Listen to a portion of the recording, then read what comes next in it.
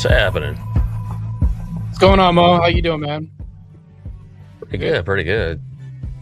Just checking my vocals. How do I sound? Loud and clear?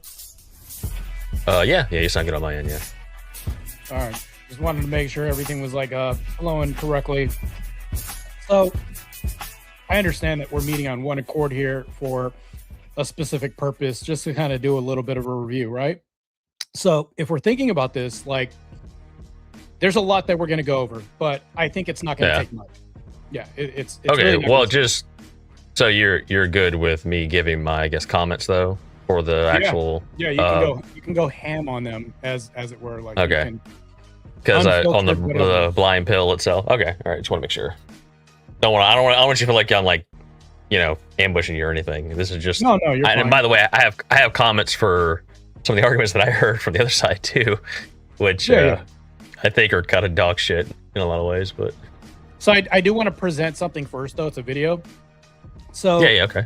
It's I heard re-examination say it's incomplete. You heard that in the debate, right? Was this the after panel? Yeah, it was the after panel. He said it's incomplete. It's like what is a duck or a duck or something like that, right? Well, I do remember asking that question. Yeah. Yeah, it's meant to be incomplete because it's meant to it's meant to stimulate the other side to get their baseline take, whatever baseline you're at, whatever baseline worldview you have. You're not inserting worldview. You're just saying that. And remember, this hypothetical is make-believe. Like, it's a make-believe perception that men have. Like, if feminism is so bad, in this make-believe scenario hypothetical, men perceive something to be more virtuous, and they're gonna, like, it's a blank. So it's not really about blind people. It's insert any disenfranchised, disabled, handicapped, invisible group in society. What we're gonna do is we're gonna fill that in, and we're just gonna say, men somehow make believe in their head perceive this to be virtuous. Now, what people have done is they've overthought this. They were like, no, actually, this is make believe. It's a hypothetical. So hypothetically, this is what men perceive in this hypothetical scenario. If men, that's why I always say if in this, I'll say if men perceive this to be a more virtuous path because feminism has gotten so bad. And I'll say maybe, loyal men, good men, hardworking, earnest, God-fearing men, this and that, and they'll lean towards that. What would you think about that? How would this be bad? Something like that. And I'll ask them for their opinion. Mind you, I'm not giving any motives for these men other than they're just looking for virtue in this populace. What that seems to do is instill or incite people to fill in the blanks. People have called this rage bait. They were saying all this other stuff. Remember, rage bait is supposed to instill an emotion. This isn't purposely under the guise of trying to get some emotion, rage, or anything like that, because I'm not motivated. These men aren't motivated for some predatory purpose. However, there will be labels to this. They'll say, I'm a psychopath, or I'm, trying to control. And these will be things that the women will put on there, right? They're empty. It's kind of like not even filled in for a reason. I'll present this video. It's almost another version of that because they'll say, well, no, it's not even a good tool. It's not this and that. Well, it requires the other person to fill in the blank to complete the circuit. So I'll play this video right now. And it's kind of another version of a different way that they do this. But you'll be like, well, that's not even a rhetorical tool. That's not, well, let's just take rhetorical out of this. Let's just call this a bridge or a tool that somebody uses. There's like lug nuts, wrenches, chisels, hammers. This is like a lug nut that I'll use in the belt out of like 40 different things. Mind you, I'm not stopping at this as if it's a worldview. I'll use this in tandem with other things that I'll use to bridge over into a deep dive of why are you now telling me? Because I'll tell a feminist, they'll say the same thing. No matter how radical you are, unless you're super radical, I'll say, can men have their own preferences, right? They'll all say yes. Because obviously, from an optics standpoint, it's a nightmare to anybody because they want to say, oh, we're all for equality. Well, let's test that. Then I insert this hypothetical, which is a feminist dilemma for them. And you'll notice that they'll contradict themselves. It's like, oh, hey, I thought you said that men can have their preferences. Insert the contradiction. And here's an example right now. I keep staving off the video, but this is an example of a man doing just that. He's not telling them his worldview. He's not trying to, they'll never say that this is like bad faith. They'll never say this is rage bait. They'll never say that this is a worldview. It's the same way. It works just the same, but it's a different version of this guy getting the same answer of a woman's baseline. Here we go. So just sentence though. Okay, good. Men are trash. I got a question. Just finish the line, right? Lord. Men are dogs. Now, granted, Mo, are you hearing anybody's worldview in here? Yeah, this is just you know, man on the street type right, man on the street content. type. Getting the exposing kind of the baseline, the preconceived presuppositions of feminism. Yeah. Right. But would you call this not even not even feminism? You would say that this is a baseline of something, right? Will even be good faith. Well, I think it comes from feminism. Yeah, like we can assume that, but would you call this a baseline? Because it's a baseline for what? Oh, like just a baseline for like just for what they think. No, a baseline for like what they think about men in general. And mind you, he's not saying or prompting them to vote or say any kind of way or motivating a certain way. He's just asking for a baseline. This is what it does, and he's just asking them. And mind you, if I told somebody during a debate, just like reexamination, everybody, I'm being good. Your reexamination is a good person. But if I told them that I use men are as a tool, they'd be like, that's incomplete. That doesn't make any sense. How is that a rhetorical tool? They'd be like, that doesn't make any sense. But you see how it's used here? When you use this along with other tools, you'll be like, damn. And now this guy can ask, well, hold on. Why do you think men are trash? Why do you think men are? Right. Well, let me ask you something. So do you still, I guess we can kind of get into it. Do you still, I guess, hold that it's a dilemma? Is that how because when I examine this, I don't see a dilemma. I see a Socratic trap. Yeah. That's basically what I view it as. But hold on, it's not a trap in so much as in the reason why I don't call it a trap from my end. The only reason why I said it's a trap is because from their end, it's a trap. The reason why I got the word trap is because I was on Twitter and I was using this. There's a guy that you just met today. His name's Beaten Cheeks. Beaten Cheeks has seen me use this on Twitter on so many freaking women. You're muted. Nope, still can't hear you.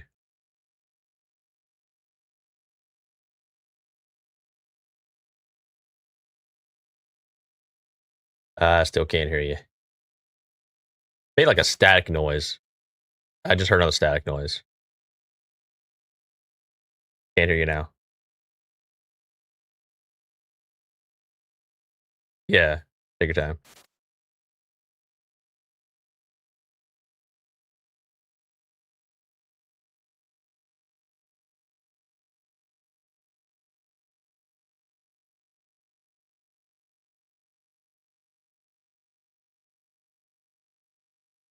Uh-oh.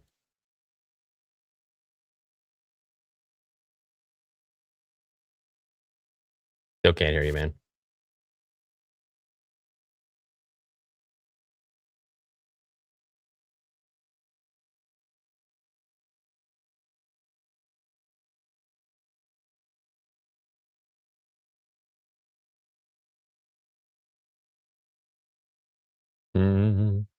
Well, thanks for hold on. Can you hear me in. now?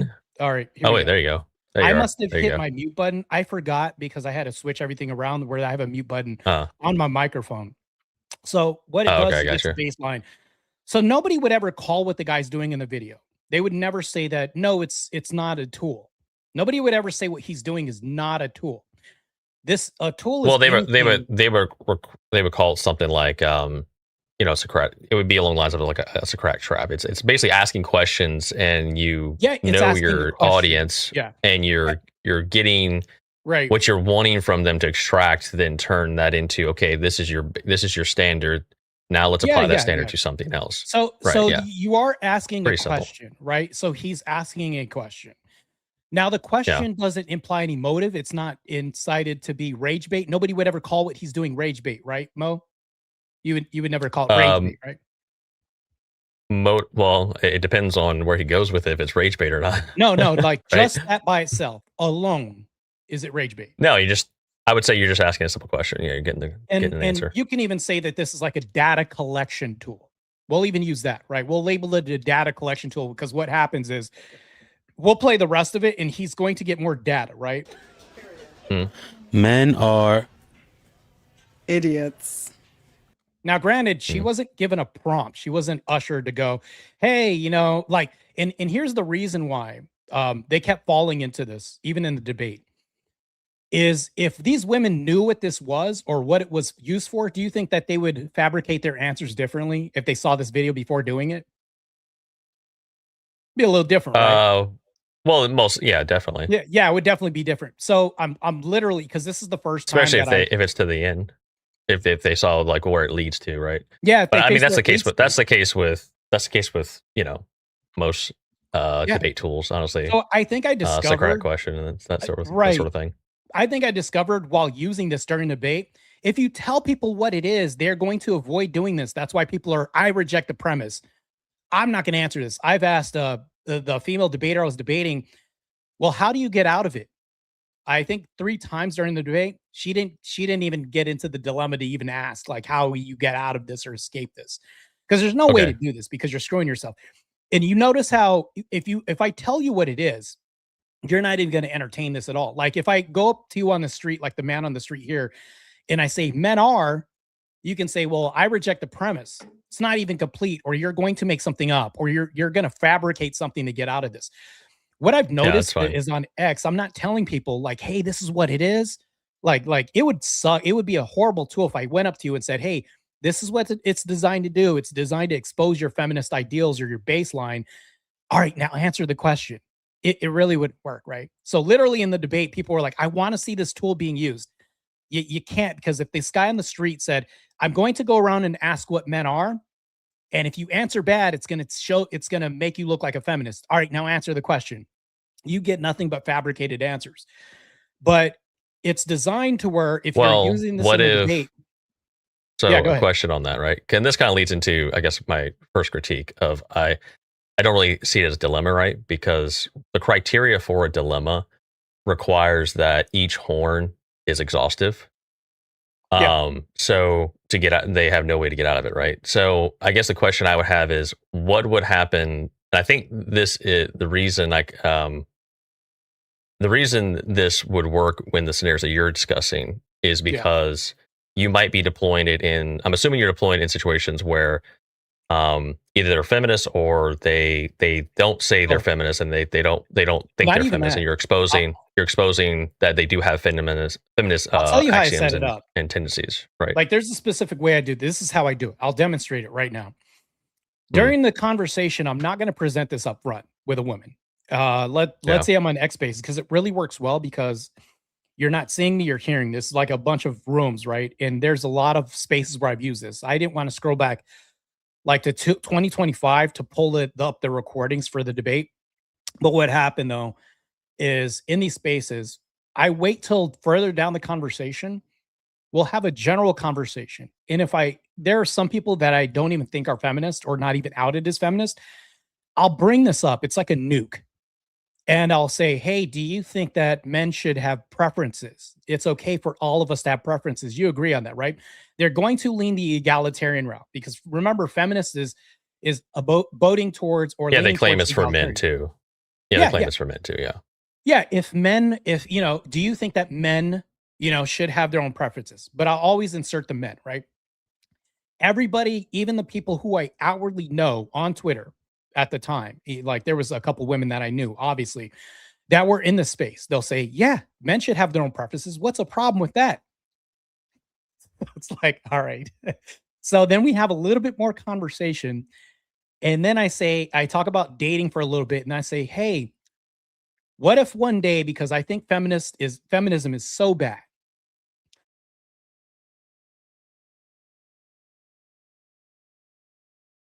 It looks like you mute yourself again. It says it's muted in StreamYard. All right, here we go. Hear me now?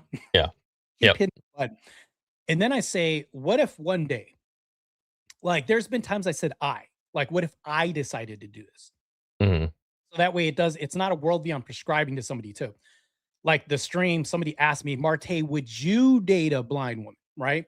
This isn't me telling people what to do. This is what I would do. Remember when somebody called in the stream, there was a super chat saying what I would do.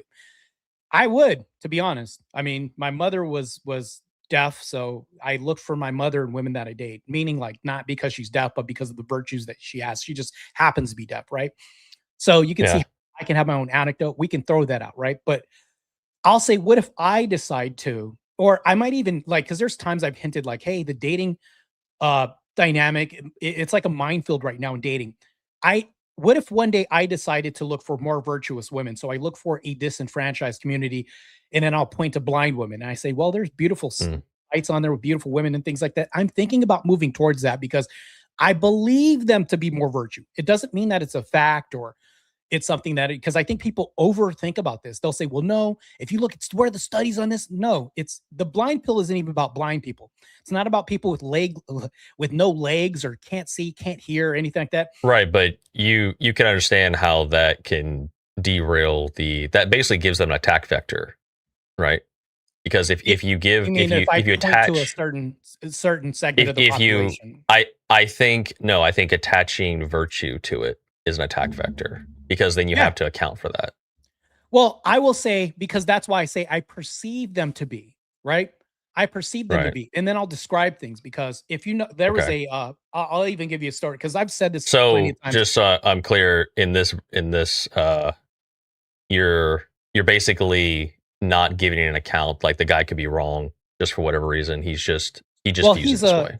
Because I'll give them the caveat too, because there's a lot that I'm leaving out. Throughout the conversation, I'll say, hey, I'm an Orthodox Christian. I'm pretty virtuous, but I want to find somebody as virtuous as myself. You know, because I want somebody who's going to, because if you think about it the other way, it's like women can say the same thing, right? Vic actually coined it pretty perfectly. He said, what if women said this? I want a man that won't cheat on me because he's not going to have wandering eyes. He's not only going to have wandering eyes, but he's not going to abuse me because all I got to do is move. If women said this, there would be no problem. Like, you never hear a whisper of this. If women said something like, I want somebody who is fit disabled, like somebody who's obese, because I believe them to be funnier, because we would say even societally, there's like a stigma on that. Like, you have to be funny and have personality because you obviously don't have looks. Like, that's a stigma, right? So let me just kind of, I guess, cut stigmas as well too societally. Let me ask a question kind of towards the end of the process, right? The end of the process is, correct me if I'm wrong, it's essentially to identify, okay, you have feminist axioms. You're basically a feminist. Is that part of, or is that one of the things you can like point out? I'm never going to tell them that, like, here's what you don't want to do. You don't want to say they're a feminist, because that's definitely going to get vitriol and a definite emotional reaction. I think the least you want is, you don't want to do this to try to get emotional point out the reaction. contradiction. It's just to point out the contradiction. You're not doing this to get emotional reaction. That's not why this exists. You're not trying to get emotional reaction or anything like that. And Vic also pointed this out too. Like, this is something that I should have brought up too, is like, a lot of people watch that. They weren't emotional. They were just like, okay, cool, whatever. But if you are emotional, think about psychologically, like, why is there a populace that gets emotional when they hear this? And it's also, it's usually followed by the people that get emotional on why you can't have these preferences. What if okay, so in this argument you go down it, what happens if you get towards the latter part of it and they are a feminist and they're a proud feminist and they freely admit, basically, I think men should be suspect, and they sit on that and okay, now what? Where do you go from there? Okay, so if they say that, then you just continue to have a conversation with people, and you basically tell this woman, like, so men can't have their own choices. And not only this, but not only can men not have their own choices, do you believe that you can have your own choices? And then it just leans toward female supremacy at some point, which women don't even get that far. So, and this is why I think, personally, I don't think it qualifies to be a dilemma, right? I think it's just a correct trap. Because one of the horns is escapable. Like, for instance, they could have someone else other than a feminist could have objections, right? You could have a disability rights advocate. You could have someone who's a traditionalist. Let me ask you a question. You could have someone who's pragmatic. Right. But let me ask you a question. And actually like play along with it because nobody wanted to. The last time I had this, they all kind of avoided. You want me to try to? You want to try to be a feminist? No. I'm going to ask you. I'm going to ask you this. All men should die. Let's say fire. that I tell you, like, men should be able to, and it creates. It's like a conversation bridge, right? It's almost like this. It's used in lieu of conversation. So, and here's the thing, though. That's why I think the whole debate was retarded. The reason why is because if you think that this being used in a debate, nobody could ever answer this. If I use this in a debate and exposes the contradiction in feminist, is that a net negative?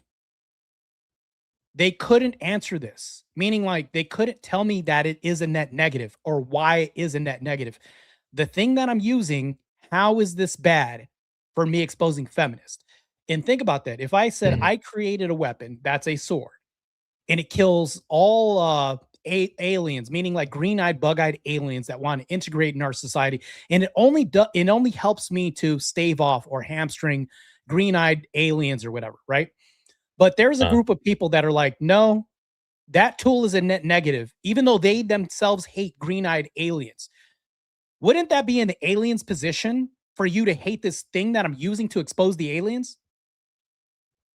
Well, I guess if you're going to make the comparison, the question would be how effective is that weapon, right? Yeah, and it's fairly that would be effective. The question. It's very effective. It exposes and here's how it works. I'll even tell you right now.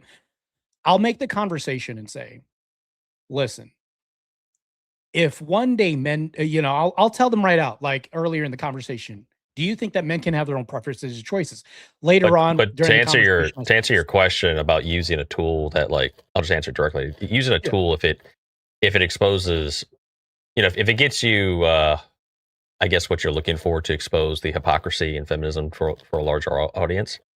Sure, that's fine. Now, where I come in on this is just the critique of the tool itself, right? That's not really like how effective is it? Where can it be cleaned up? Where are the critical things that I see that are kind of attack vectors that people might go after? Like holes in the ship to plug up so that way it can be more of a fine-tuned thing. Yeah. I think it's, in my opinion, I don't think it's that big of a tool, to be honest with you. And here's why I don't think it's big of a tool. First of all, it's incomplete. But it's supposed to be incomplete because they have to complete the circuit. The only way you're going to be able to complete the circuit, it's like an incomplete circuit. Just like the man on the street saying men are, it requires the other party to put in their biases, their prejudice, or worldview. Mind you, I'm not doing any of that. They are doing that. So it requires a full conversation that's reciprocal between you and the other party. I think a bridge is a more accurate description of what this tool is.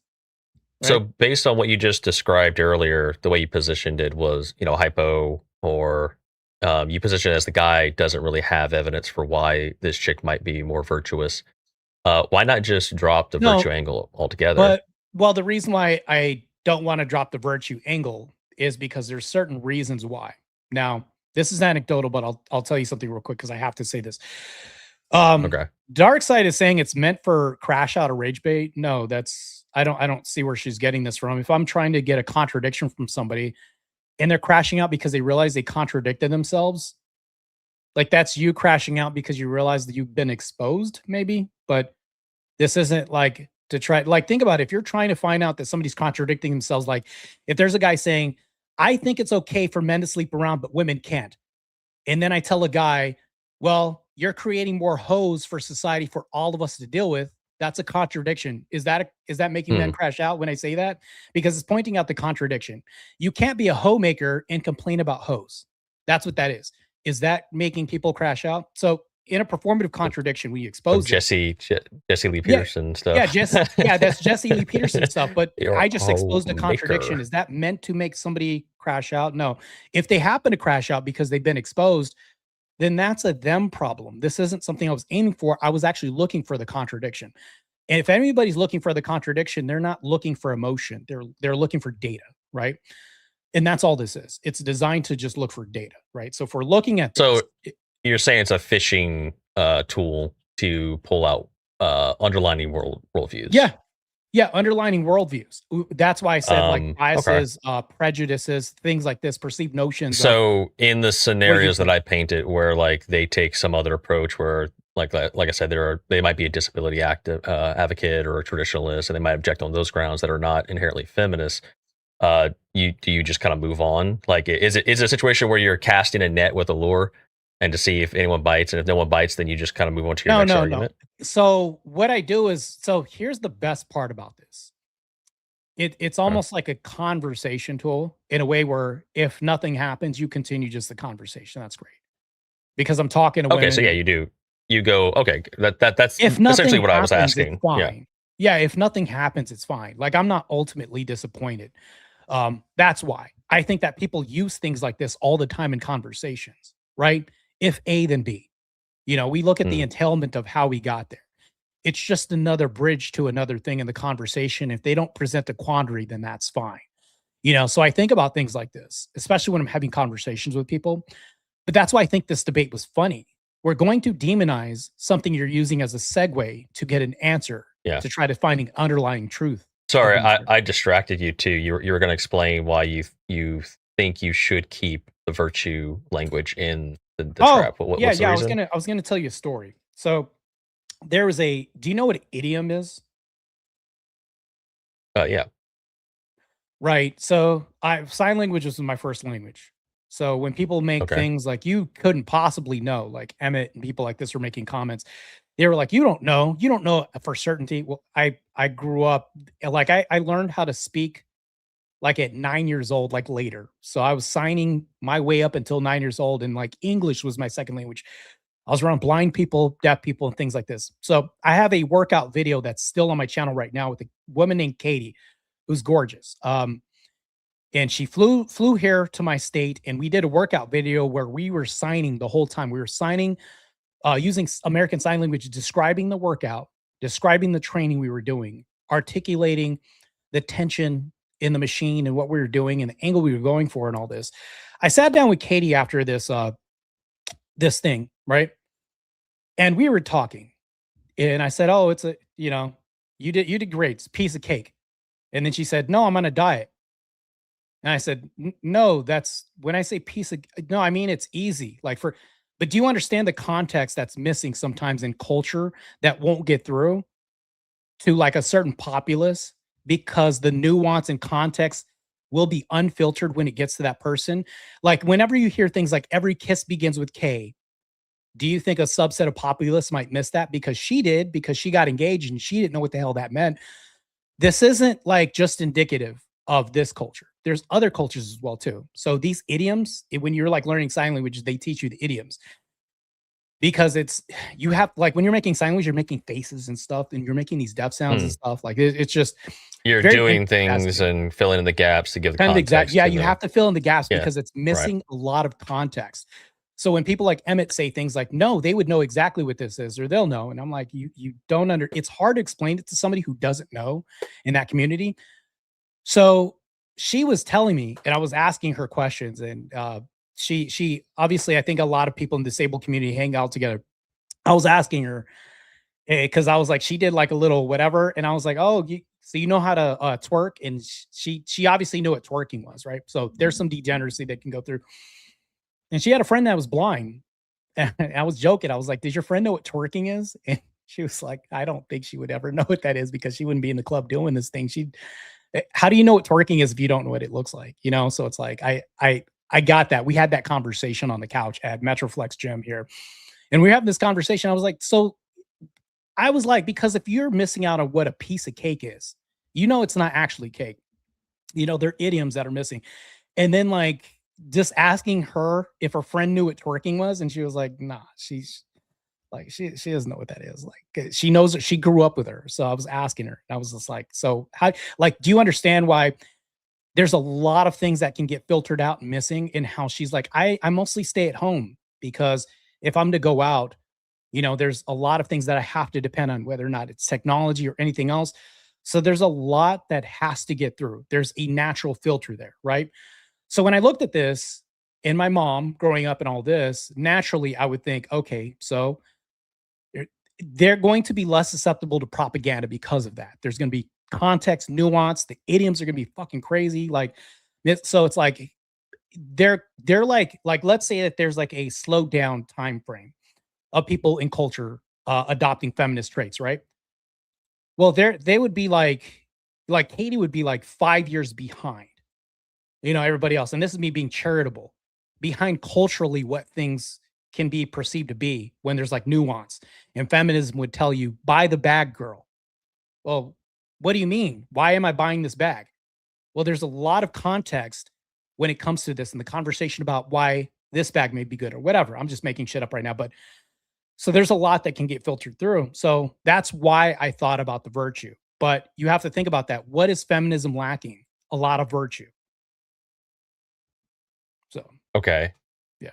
So I guess I'm not, as far as like an argument goes, I guess I don't fully understand why it's critical if what you stated is your goal for a conversation. Let's even say we throw the virtue out. Let's say I wanted a woman that was more dependent on me, and we're leaning towards virtue for ourselves.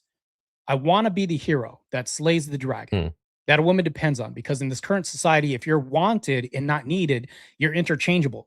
Think about everything that you have in your closet, Mo. Everything that you want can collect dust, but everything that you need in your house gets frequently used, dependent on, and you need it. It's sacred, more sacred to you than the things that you wanted. I think we do that with human beings now. This is what feminism does, right? You don't need him, leave him. There's another man for you. We're interchangeable now. Men are more disposable in society than any other time ever, right? Barring like war, things like this. We're talking about in homes with 2-parent families. Think about how less disposable you would be if you're somebody that thinks that believes that they need somebody just like a woman needs you. Now, if you have 2 people that need each other, you're going to fucking fight through storms and everything else. But if you just want them, they become more of an option. Now, what other class of individuals would need you? Now, I'm not saying you're going there just because they're going to need you. I'm using this only as an example of a group of men who perceive they want to feel needed because they've been abandoned in society. Who else feels abandoned in society? Right.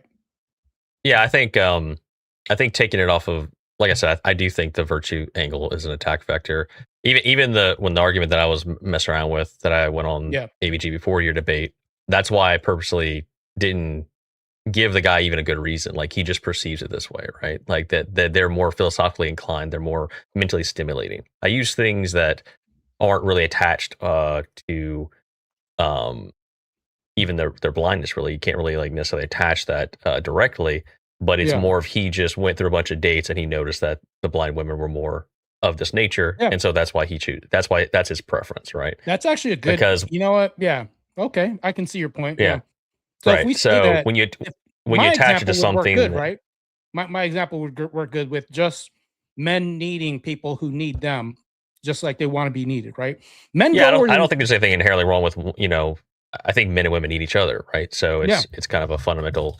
Well, this is kind of a universal thing. Men go where they're needed, not wanted, for the most part. Like, men want to feel needed in society. Think about it, Mo. Am I right to say that men more often than not feel like they've been abandoned in society when it comes to modern dating, when it comes to other stuff and culture and everything else? We're literally being replaced in culture by constructs, right? And that could be another whole tangent we can go on. But men more often than not want to feel needed, want a sense of purpose in somebody else's life, want a sense of duty. Now, if I say I want to feel this because women will abandon me using their senses, meaning like she sees another option, it's almost like women are ingrained in social media to scroll the whole time, and they're too bought in. I need somebody less bought into social media culture. I want to feel less like an interchangeable widget. There's so many different ways to paint this, but how am I still not leaning towards, hey, that sounds like virtue? As a man, like a virtuous choice, because this man is making a choice. And I'm not saying like she's going to be more virtuous. I'm saying you'd have to connect why, you have to connect the virtue to the act to some way, right? Well, that's the attack angle. Well, that's the thing though, is like, I want somebody who I perceive to be like more dependent on me. I don't think that's a bad thing. Paige said that was a bad thing, and I'm like, no, this isn't bad. I think that we need each other. You know, you can't have a home with a mom raising a son by herself, right? Because a lot of people have this natural instinct to procreate, but I think when they grow older, they become more resentful because now all of a sudden their birthing years are gone and they have cats, and it's like, this sucks because these cats are my kids now. We have this generation. Yeah, happening right now. I think that could have been worded better on her part, because I don't think. I mean, I could be wrong, but there is nothing wrong with being needed or anything like that inside a relationship. But to her, I think what she was getting at was some sort of like toxic dependency or something scenario. But that was painted in the worst possible way. That also like it kind of goes into. I've never mentioned any motives to toxicity or anything like that. I was talking about like a loving marriage and stuff, and she somehow turned that into like somehow it's psychopathic for me to. Well, one thing that I thought was a bad argument is even when I was on the panel and I was just messing around with that argument that I had, the only thing that they could come to, it seemed, as some sort of rebuttal or some sort of critique was that, well, he's being predatory or something of that nature, right? There's some sort of attributing, but the problem with that is that's a really bad argument because you can't actually know that. You're just asserting that. You don't have access to the guy's mind. But that's actually good because that's kind of exposure. It's kind of what it does. Like just like the guy in the street saying men are assholes. You know, men are mean, but in there you got predatory. So it's like it's kind of revealing in nature, even if I tell you what this is. This is what it did. Like I was attacked by everybody. I think that the after panel, which is crazy, wasn't even about the blind pill anymore. It was about, let's see how many personal attacks and everything that we could bring to light towards Marte. There were things that were, and I'm not going to dive into this a little bit too long. There were things said in private that were like said out and loud, right? Even if they were in discussions, but they were like brought to the main stage.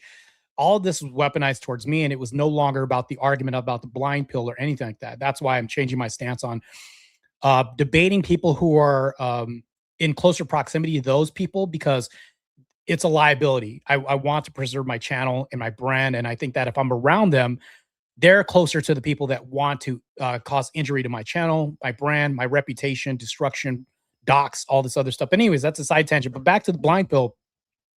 Yeah, I think it's really just a revealing, quick note on that. I mean, yeah, I told you this already, but I kind of said my piece on Abe's channel the other day. Like I was disappointed in how that unfolded, and then we went back and forth with that. But that's just and to be honest, for me, that's just kind of a general principle that I don't think when you're in a debate, whether it's panel after panel or in the actual debate itself, when you shift from going from the argument to personal attacks and trying to like dig up shit from someone's past like an archaeologist, that's just I don't think it should be tolerated. It's just nonsense. Yeah, I think it's crazy because that's why I'm so from now, like in debates, I'm gonna start leaning towards actually academia. I have like a debate at ASU coming up. Oh shit, I should actually put out information on that. I have a debate at ASU coming up, IRL. I have a podcast on Warrior Saints podcast coming up, IRL. I have word war debate going on. I have other debates going on. And I want to lean toward more structured arenas to where we're escaping like panelverse people, things like this. Yeah, and you know what I mean? Like to where I can actually go towards different demographic of like debaters, things like that. And that's what I'm more interested in. I'm not interested in the personal attacks and the ambushes and all this other bullshit. We should get past that, but the only way I can do that is if I branch out, which is what I've been doing on my channel for sure. Yeah. So do you see yourself kind of taking this and kind of, I guess, working on it a little bit more to kind of fine tune it based on everything? I could I could, but you have to also realize that there's a lot of other tools that I'm working on as well too. We're growing as debaters. I think the best way that you can be better as a debater is get out there and debate more. That's one thing. But if you're shit debater and you're not learning how to refine things naturally, so I'm agreeing with you here when we say this. I think that if you have anything at your disposal, whether or not it's a tool and you articulate it pretty well enough, like that, so the way that you're going to frame it is going to be better as you go along. You can critique me now because through this whole thing, I had a thought. I'm sitting here thinking, okay, whenever you have these types of Socratic traps, and you're talking with feminists, there's popular ones out there that's been done to death. Like, what can I not? Can I have a preference for not dating fat chicks? And then everyone spurgs out and all that, right? So Yeah, those good have been kind of example, done. yeah. Those Yeah, have it's been not kind of done to death. So yeah, I'm and kind of that's not thinking, but think about it. What if I told you that's rage bait? What if I just came out and told you, well, "Hey, you're that's just mentioning that's fat having chicks, you're standards. fat shaming this." Yeah, But it's like, but if it's yeah. rage baiting you, isn't that revealing about me I calling mean, you? it it depends on the group you're in, right? Like I could see, like, if someone is like a hardcore feminist and you drop that nuke in their lap, Well, I think you have to expect what's going to come, right? but think about it, And I though. don't. If you do this to like, yes, you would have to know your audience But as what well too, and but also like what I'm maybe I'm a dirtbag for this, but I don't really care if it's rage bait, right? Like I don't. What's inherently wrong with it being well, rage bait? If I'm pissing off hold on, feminists, hold on. I don't care. But that's why I think it's stupid to call that rage bait, and this is why I think it's dumb to call it rage bait. Andrew, we all knew Andrew W, right? So he'll say things like, "Is it okay for me to bang a dead body because nobody's feeling pain? Are they feeling pain?" It's a very extreme example. What if somebody was running around saying Andrew's just causing rage bait by using that? No, it's to suppose the hypocrisy of Yeah, it's a the fact that reductio these ad people don't absurdum have to pain. show it. Yeah. Yeah, they don't have a foundation of what pain is to them in relation to what this is. Like he's hinting at the moral structure. So it's like people just calling things rage bait without understanding that it's leaning like what you're using this tool for is to point at hypocrisy. I think is just I don't know. To me, I think that is telling that you're emotional or you're just saying that that's what. Think about it. What if I told somebody that Andrew is doing this because he's trying to get emotion? Well, no, that's not what he's trying to do because in the end we can see what happens. But because nobody on this panel has seen me use this tool, they don't see this. Most of the time, it doesn't cause people to be pissed off. In any case, what they'll do is instead of becoming emotional, they'll defend the position even more and try to justify it even more. That's why when I talk about the feminist dilemma that this presents, that's why I kept bringing it up. They either reject it or they have to accept it. And that's why it gives like two pathways. You can say this is a false dichotomy, whatever, right? But remember, this is just a conversation we're having. They'll say, well, I reject it. You reject men having their own preferences? Well, literally, you're basically saying that. You're doubling down on this. When initially, when I asked the feminist or covert person, whatever it was in front, if men can have their preferences, they then say that men can't by either saying that, no, because you're going to take advantage of your predator or whatever, right? This, but what if they accept it, right? Because there's only two choices. You either accept it or reject it. Because once you're already in here, if you accept it, then you say, okay, cool. So you acknowledge the fact that feminism has gotten so bad that you can see why men would take this choice or this path. That's as simply as I could put it, to be honest.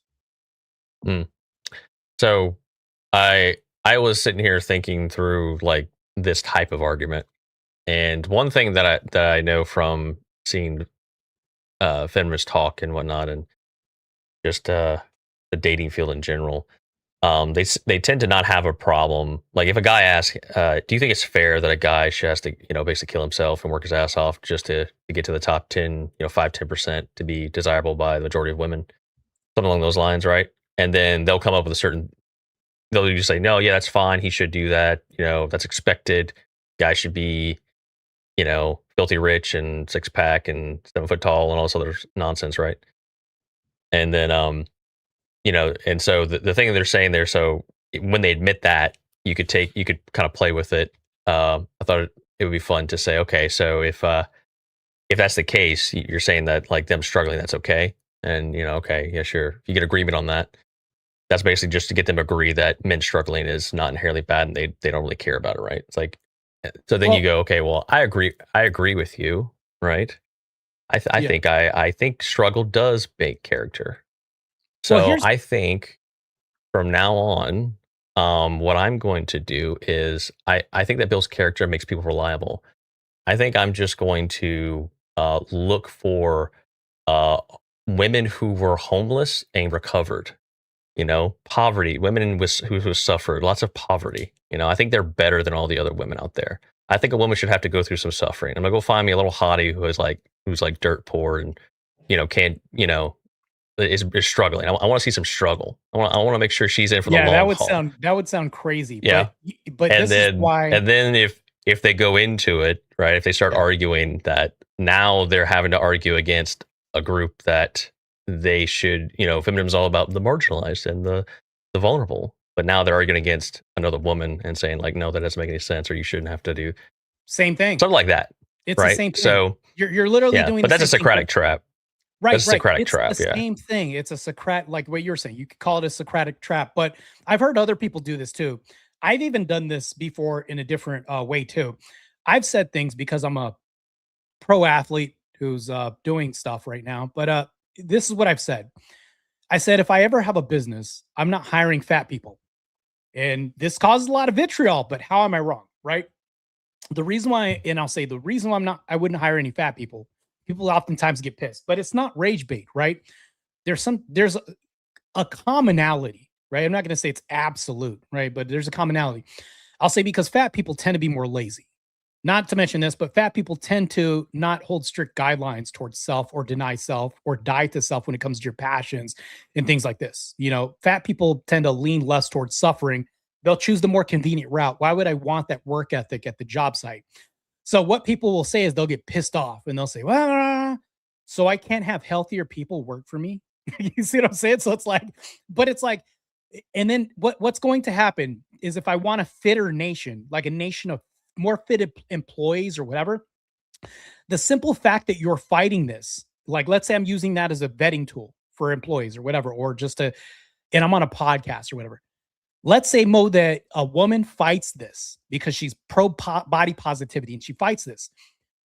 Well, she's actually proving my point by fighting the tool itself. Just like people in the debate by saying, Marte, you're wrong because what you're saying and this and that. And think about it. By proxy, explain that a little bit more. Someone fighting you not wanting fat people is...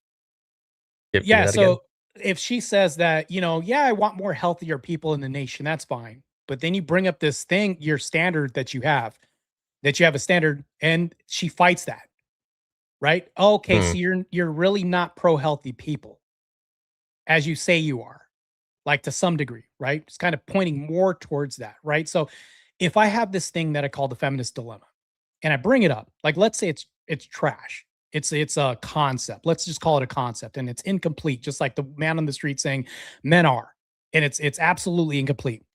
You wouldn't phrase it that way going into someone with this, right? You wouldn't call it a dilemma. Like you wouldn't tell them it's a dilemma. Well, let's just say I call it that, and let's say it's just a tool. Let's just say it's a tool, right? But this tool has been known to cause a dilemma in the end, right? Let's say that I use this tool. And then people that say they aren't feminist fight this tool. When you say it's worked in the past, it's not only has it worked, but I like using it, right? And I'm using this under the guise of fighting feminism. But people who are supposed feminist or anti-feminist fight the tool that you're using against feminism. You're discussing outside the tool, not inside. Outside the tool, looking at the tool. Okay. Right, you're calling this a tool that you're using, right? We'll just say it's a conversational bridge. We'll just even call it that. That sometimes can lead to a dilemma that women put themselves in. The simple fact that you are fighting me using this to expose feminist contradictions, how is that not a feminist position, Mo? Well, I mean, I don't give a shit if you use it.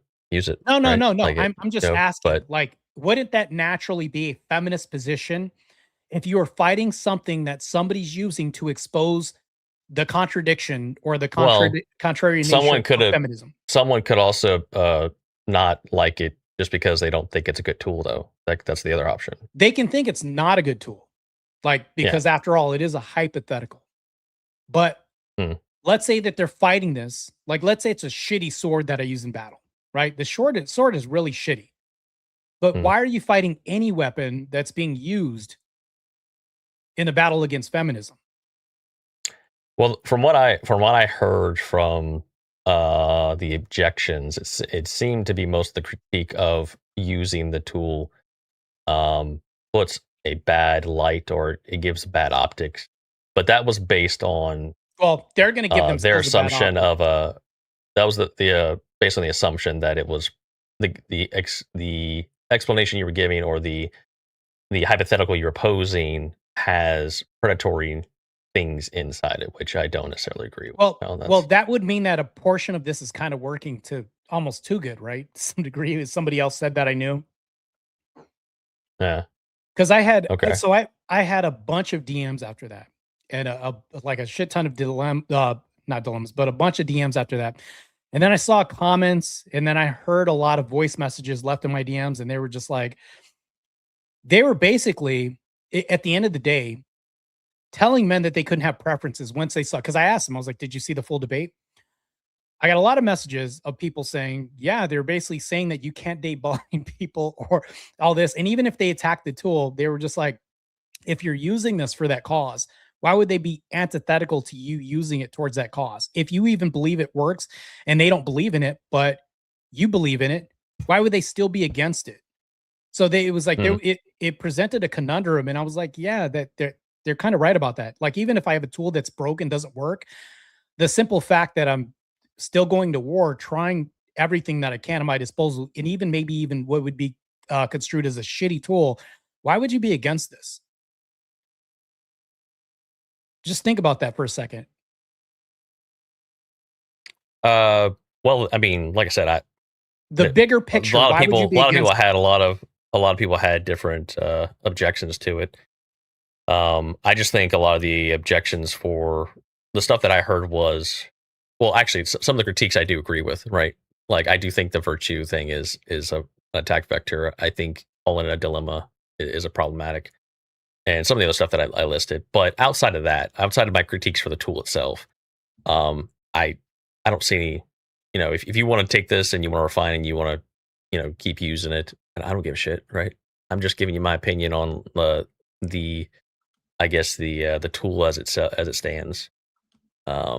With everyone else's objection to it, like I said, some of them I do agree with. Some of them mirror some of my comments, but the ones that I think weren't really good arguments was assuming that there is some nefarious means in um, dating blind women, because you can't really prove that. Well, That's just it's not perfect, because you got assertion. to understand, like, everything is like situation by situation. It's like every circumstance is different. Every conversation with a woman's going to be different. There's going to be nuance, and there's going to be different things. Like, but my whole this is my whole premise. My whole premise is to find a way to expose the feminist, right? Andrew Wilson goes on and exposes Megyn Kelly. He found a way to do this. Maybe like in 30,000 different dimensions, those 30,000 people find a Oh, different that way to was do the this. duties thing. Yeah. Like, let's Was say that? that there's No, wait, that was who was that? That was well, was that it's Megyn duties. Kelly? Duties, yeah. That was duties. Oh, okay, Yeah. yeah. So what if there was 36,000 different dimensions where this supposed situation happened, but they used 36,000 different tools? Some of them might have been really shitty, right? But what if there Hmm. was a woman in each dimension who called herself a conservative trad wife that was saying, yeah, but like, let's say Andrew was like, I'm going to use this against Megyn Kelly in all 36,000 different dimensions. And there were some shitty tools or shitty ways to expose the fact that she hasn't had an aversion to duties. And in each dimension, there was a woman there saying, I know you're using that, but not like that, though. You shouldn't use it like that.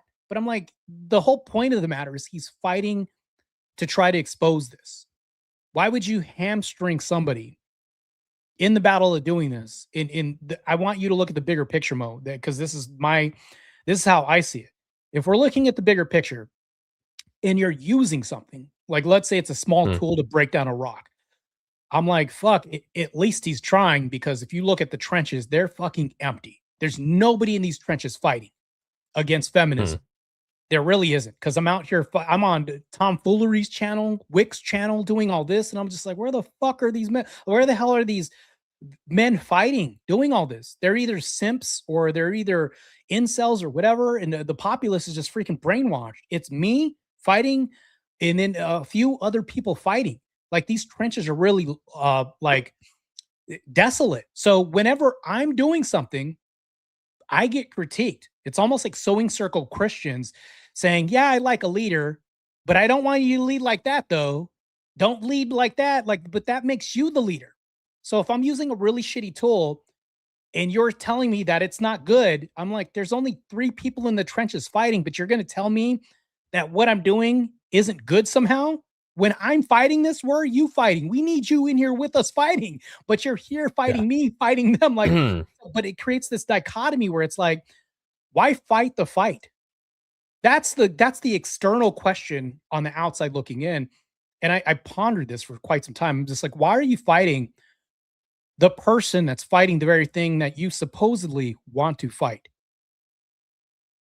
That's kind of a weird way when I watched the debate, it seemed to pretty much be divided into two halves, if you will, and they jumped around quite a bit. But on one half of the argument was they were making the assumption that you are prescribing men to actually pursue blind women because they're more virtuous and tying it to that. And so then there was that argument.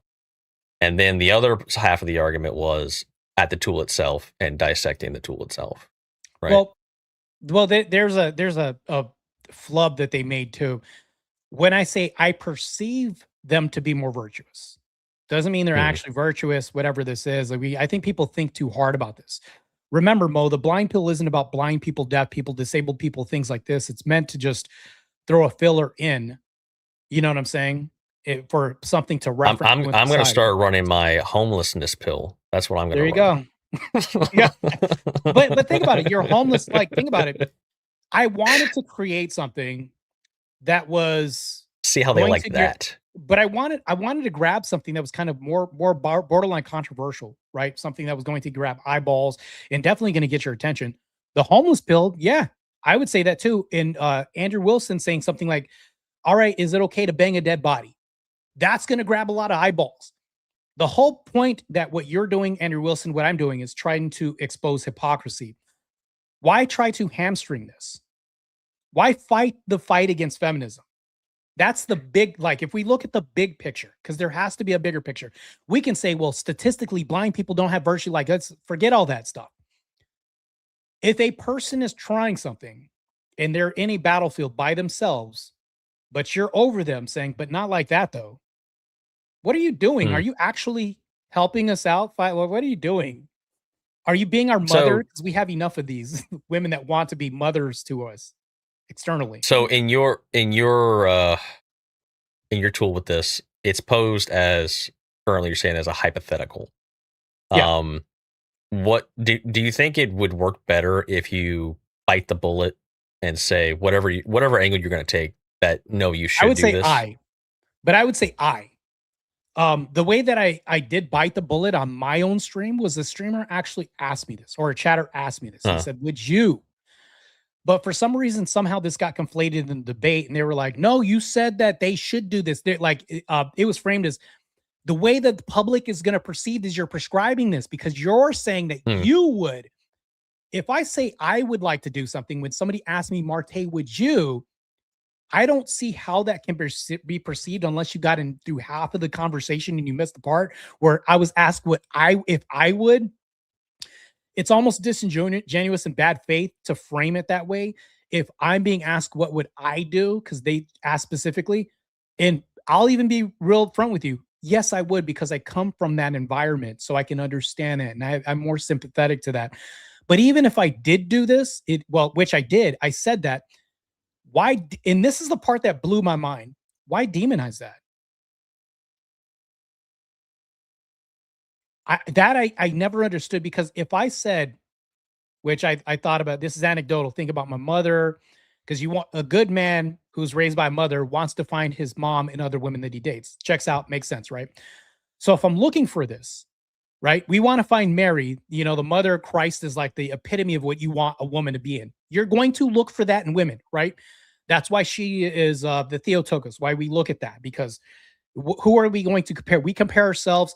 Well, we don't compare ourselves to Christ, but we want to walk towards Christ and theosis, right? It's not a comparison. It's just saying this is impossible to even do, but you want to become more Christ-like in your actions and nature. Well, we look at mothers the same way. If we're going to look at a woman and we had a good mother, So when the chatter asked me, they were like, Marte, would you? I went into my own head and I started like thinking about the good stuff about, in my head, I didn't say this out loud, but I was like, if I was her husband, these are things that I look as bonuses, right? These are the pros. Let me think positively about this woman. Let me think positively about the things about what I can bring her. I could be her hero. Things like this. This wouldn't even be demonized if you talked about like an able-bodied person. Like if a woman had 2 eyes, 2 ears, and they all worked. If I spoke the same way about a woman who wasn't disabled, that would never get demonized. But if I speak the same way, these are all good things, mind you, towards blind people. Why is that demonized? That's the crazy part that blew me away too, is because, so you mean to tell me that blind people can't be afforded the same good nature as these people? Like, why can't I map that onto them? They deserve grace just like these other women do.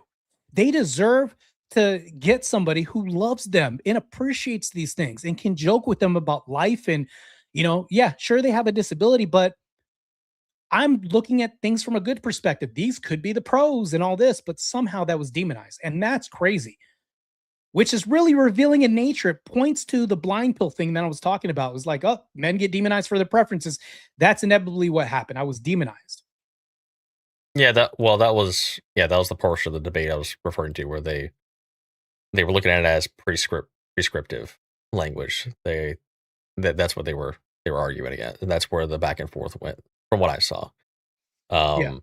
So, but no, there's nothing wrong with dating blind women, like inherently. Right, so. but it's but you hear the doublespeak that happened during the debate. Paige had said, well, there's obviously nothing wrong with you dating blind women. But if I was to suggest to do this myself, somehow that was wrong. I was called a psychopath by her. Like Vic even called it out in the stream. He was like, oh, a psychopath for choosing this option. That's a contradiction. You can't then say it's okay to date blind women, right? But then later on say it's psychopathic for you to look for them. Like, I'll even bite the bullet here. What if I did specifically want to target blind women because I come from a blind home or whatever, but whatever reasons, right? What if I wanted to? But the reason that would be the thing. That would be the thing in question, right? When you make that kind of statement, inherently people will say, okay, why, right? What exactly about it are you targeting that is derivative of being blind? Like what exactly does the blindness give you in the relationship, right? That's where the questions go, and you have to have some sort of answer for that, or you have to have some sort of explanation for it. My explanation, because I've always said this to me, I've always personalized it, right? But it's funny, I get demonized even when I personalize it.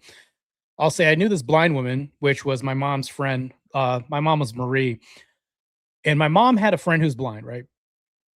Well, she wore like some shades and shit, but she was gorgeous, bro. Like freaking gorgeous, right? I think that everybody has beauty, some form of beauty.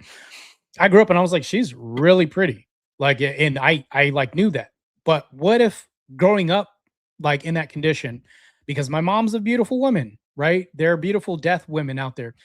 But I said, because it was my first language I spoke, why wouldn't I want to date a deaf woman? Because that's something we have in common. There's a commonality there. I can relate to that. What if I wanted to say, screw the dating market, I'm going to date deaf people because I can relate to them. And I took the virtue out of this and I just put relation in there. I just want to date them because I know sign language. My mom was deaf and I just made it like this. Matter of fact, throw my mom out of it. I just want to date them because I can speak sign language and I think it's great. I don't know why I'm overlooking this, but it's another higher probability of speaking sign language. Right. Yeah, a higher probability of speaking sign language, but I think it's good. And so that's the language too, the verbiage you that's important, right? Because if you make absolute claims, then that's another attack vector. So if you say something along the lines of like, okay, I want to date them because they have a higher probability of knowing sign language, we would have that in common, and I think that's beautiful. Yeah. Higher probability is just, it's not 100%. You're not making an absolute claim, and that works. Right? Yeah. Higher probability of knowing sign language. Just think about it like that. What if I wanted to do this? But here's the problem with this. Not on my end. If I was to say they have a higher probability of speaking sign language because I do, I would say this is the community that I'm going to start looking at because I don't know why I never thought about it before, but I'm going to start doing that. And I'm going to, and let's say I ostracize everybody but deaf people. And I state this to a covert feminist, and I say ostracize everybody that isn't deaf. And I'm going to try my hand at this because women do this all the time. They're like, I'm fucking sorry. Because women will have these tropes. They'll say, getting cheated on is bad, but have you ever got cheated on by an ugly person? You're going to really hate your life. Like it's 10 times worse. Things like this. Or they'll make tropes like this.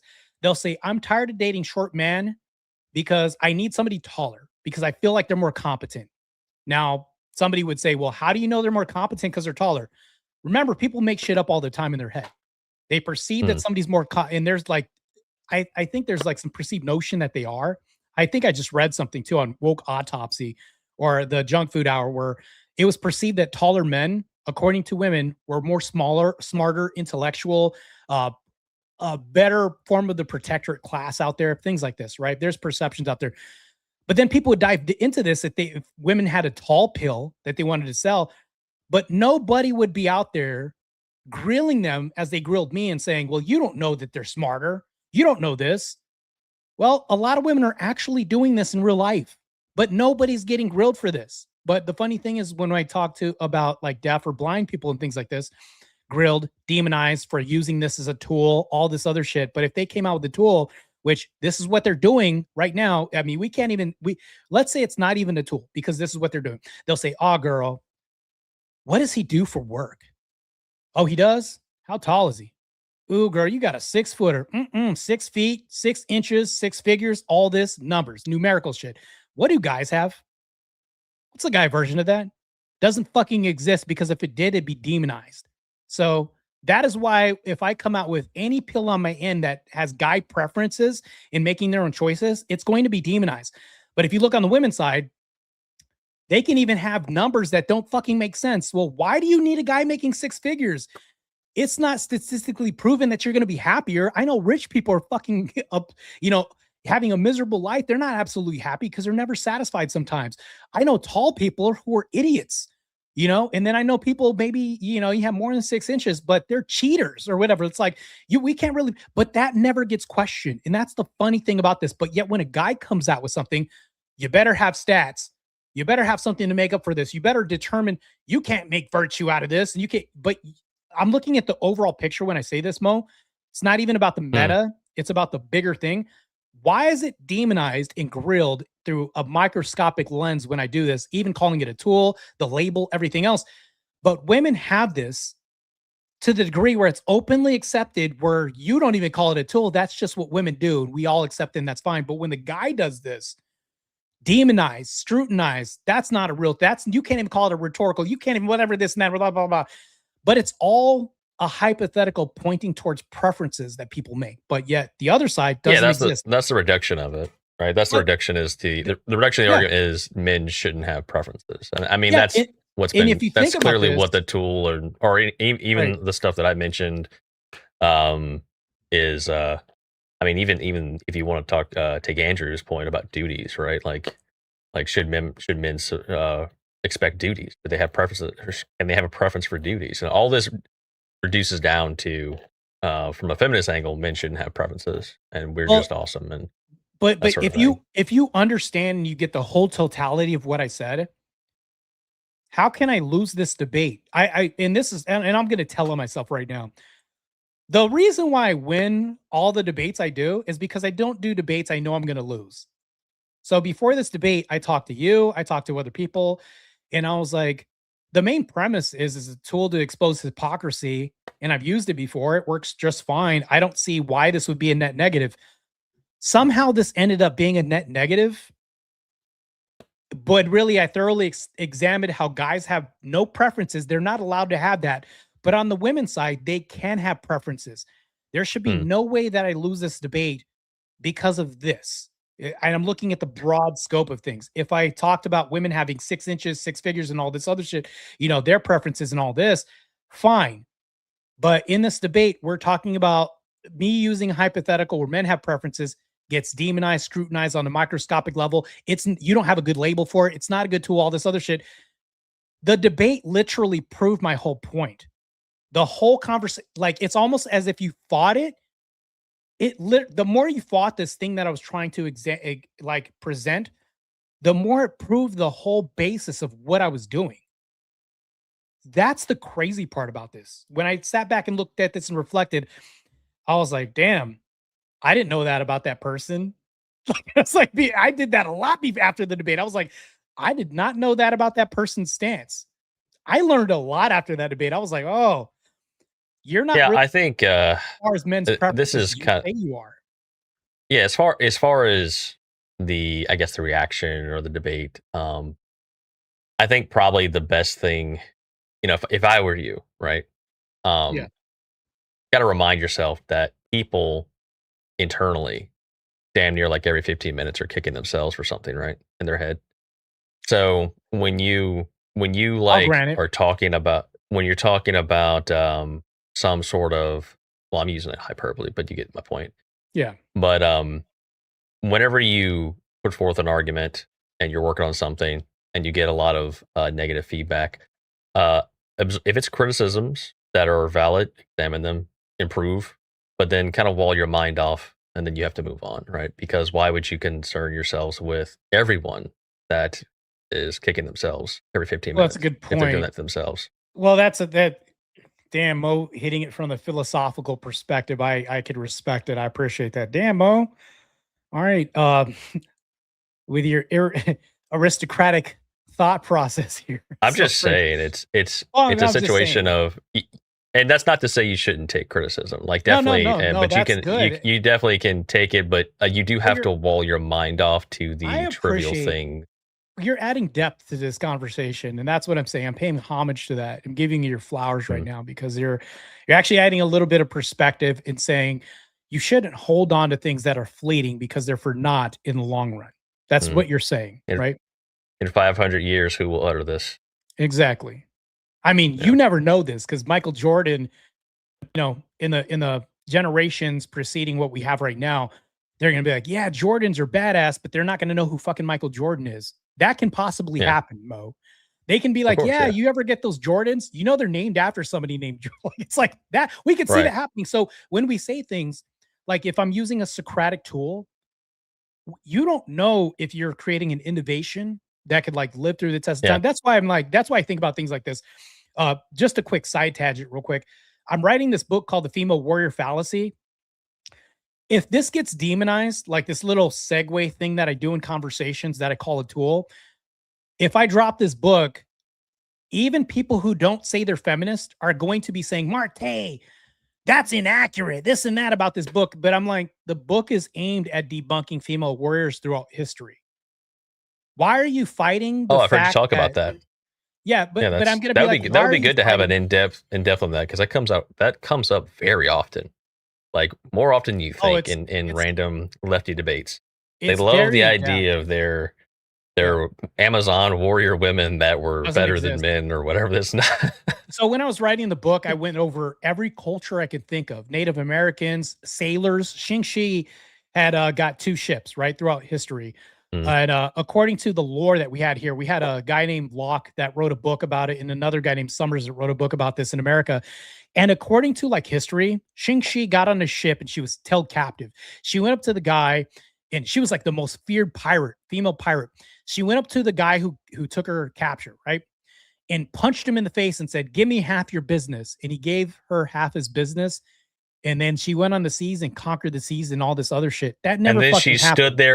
And then she stood there and aura-formed with her arms crossed, and a big banner says, "Girls, get it done."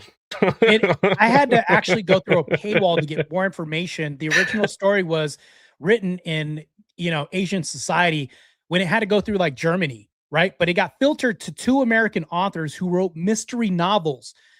And in order to sell this, they dramatized it. And now all of a sudden she's taking over ships and saying, "You better give me half." That's not how it happened.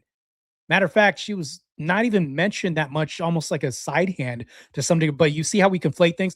Like even the Amazons. The Amazons were perceived as women that, conquered Xena, warrior princess, the Celts, and all this other stuff. But there was a specific subset of women who were Amazons. what they did specifically, and here's how we got the misconstrued. There were women writers in history who wrote about this and actually were like, no, that's not even true. So I had to go back to their writings. And in the book, I describe how some people would see them pulling bodies off the battlefield and be like, damn, she must have slayed that person. No, they were the fucking cleanup crew. But people don't know that. If you're going to see women pulling bodies off the battlefield, you're going to be like, damn, these women finished these guys really quick. Well, you just got there to see them pull the bodies off and don't realize that that's the cleanup crew. They were called Amazons. So that's another thing. So a lot of history gets revised. This book is going to go over all this shit, as far as like the Celts, the shield maidens, and they were just glorified. Even Joan of Arc. Joan of Arc was a glorified mascot. At best, she didn't fucking fight. Like it's the book, and her alleged almost boyfriend was a PDF. Or no, he was somewhat, but he was one of the first mass murderers in history who was sacrificing kids and children. So all this, shit, I didn't know that. That's crazy. That's in relation to Joan of Arc. So it's like we deify people, but at the same time, the book uncovers a lot of uncomfortable truths. But the reason why I say all that is to get to this. If my blind pill got demonized by conservative people and conservative women, they're going to rail against my book. And they're going to rail against they did this harder.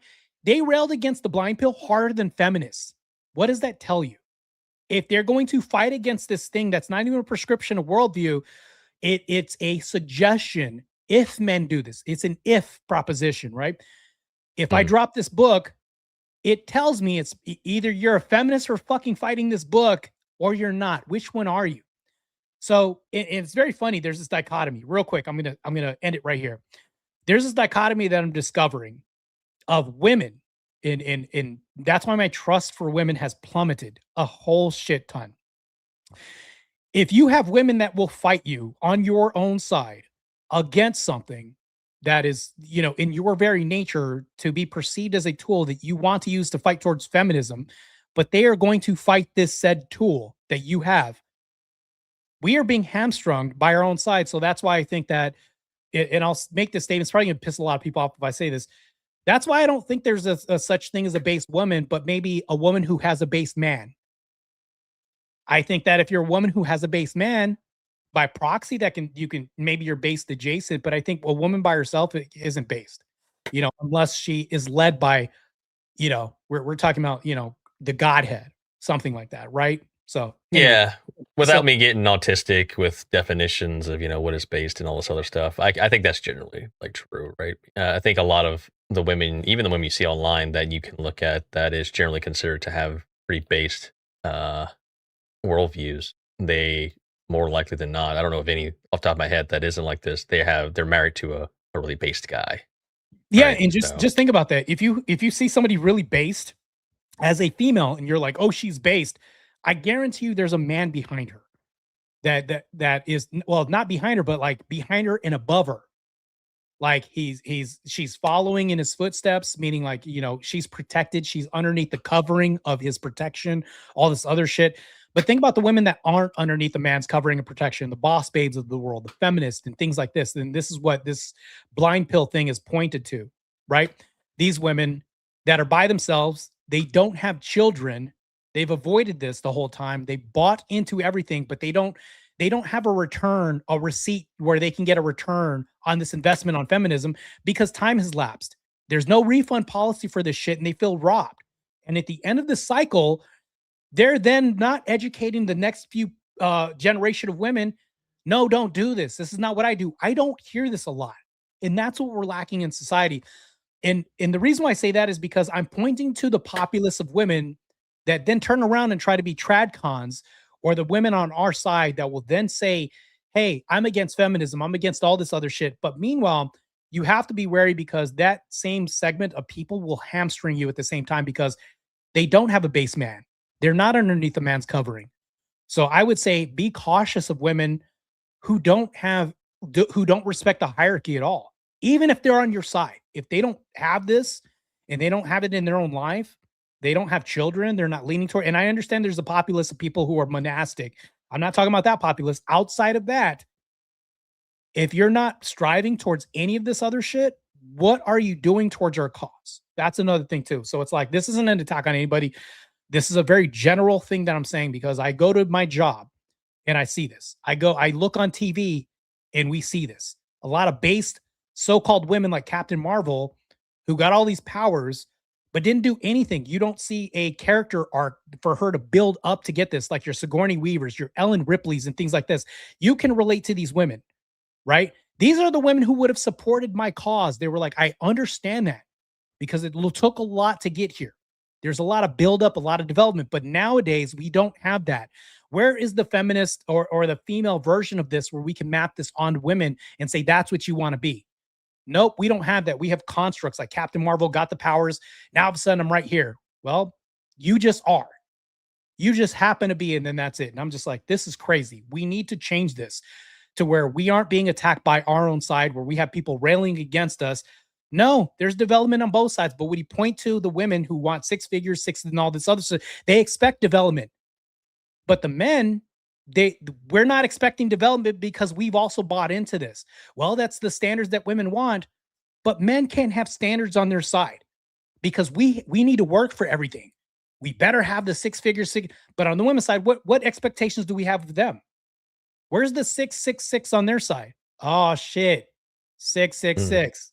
It's like, you see how demonic, like evil this shit is. Like they can have a 666, but we can't. That means men are more based because we don't have 666 on our side. Anyways, let me stop. Yeah, that whole Marvel movie was ridiculous. Like it was like trying to tell a hero's journey without the hero's journey. It was just this whole you got the powers. And that's why it was such a shit movie. Yeah. We're doing that more, but women, but if you notice, we're opting out of that because if you look at the box office sales, it reflects the fact that people can't buy on this. They don't. Yeah, no one wants to watch that shit. People don't want to watch that shit. I mean, they go because they get ticket sales because it has Marvel slapped on it. But then once people realize what it is, that just kind of. I mean, when's the last person you talked to? Even the people that at the time, I remember lefties at the time being like, "Oh man, it was a great movie. You don't know what you're talking about. It sold so much, et cetera, et cetera, et cetera." I don't know if any lefties currently like, "Oh, you know what movie I really love? Captain Marvel. That shit was great. Remember that movie?" Like, no, they forgot about that shit. No. Yeah, we don't have that. Ollie, if I told you that there was a movie of a 5'2" woman that was like walking down a hallway and there's a bunch of linebacker looking security people and she had to break out and she's doing ninja kicks and all this other shit. Hey Mo, I saw this movie the other day and I described it to you. You'd probably believe, yeah, that sounds like a bad movie. You'd probably believe this even if I made it up because this is what they're doing right now to cinema. They're literally warping reality beyond our comprehension level to where it's like, man, people are so dumb that they're literally like trying to push and sell this on the masses. Well, we do this all the time. And I'll give you a good example back to the 666. What demographic, like if we look at the numbers and percentages, demographic men that are 6'2", I think it's like 17% of the nation that's only 6'2". And then look at the six figures. How much of the demographic of the nation makes six figures? Not that many people. And then the other numbers that we have, six pack and all this other shit. We're the least healthy nation when it comes to these things. Even how many people have six packs, right? And if you think about this, this is delusional. So if we look at delusion, how come women are allowed to have, especially when you have like Gorlock the Destroyer asking for it, right? Yeah, but this is the question I want to ask you, Mo. How come women are allowed to have delusion and selection bias and also preferences and all this other shit, along with the delusion, like I mentioned, but men can't have any of this? That was the conversation. How come we can't have any of this? Yeah, it's the propaganda that's been drilled into society for the last 50 plus years. I mean, that's essentially what it comes down to, and it's backed by feminist ideology. And you can even go back to like old movies and you can see it starting to creep in, right? So even in older movies, you can see it kind of creep in subtly. They were way more subtle about it back then, but nowadays it's just kind of in your face. Yeah, they're abrasive. It's like, it is what it is, and then that's it. And we were forced to accept it, but I don't believe that can be the case for too long, because if you are a business, you are going to want to be about money, because money can be the lifeblood to all kinds of businesses. I mean, most of the cases that aren't exactly mom and pop shop, because I think that mom and pop shops can sometimes develop a communal nature to where it's like, oh, Fred behind the counter is like family to me. And I'm telling you right now, this is, this inherently, Mo. You go to a Chinese restaurant and you see a girl doing homework behind the register, the food's going to be fucking bomb.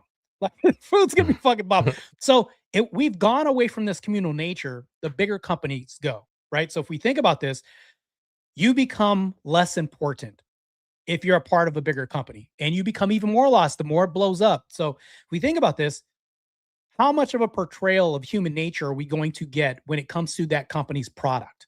So that's why if you look at Captain Marvel, she just existed with these powers and it just happened to be happenstance. But if you look at a small play that somebody has, even down to a lemonade stand and things like this, like there's kind of a communal nature because they have to depend on word of mouth.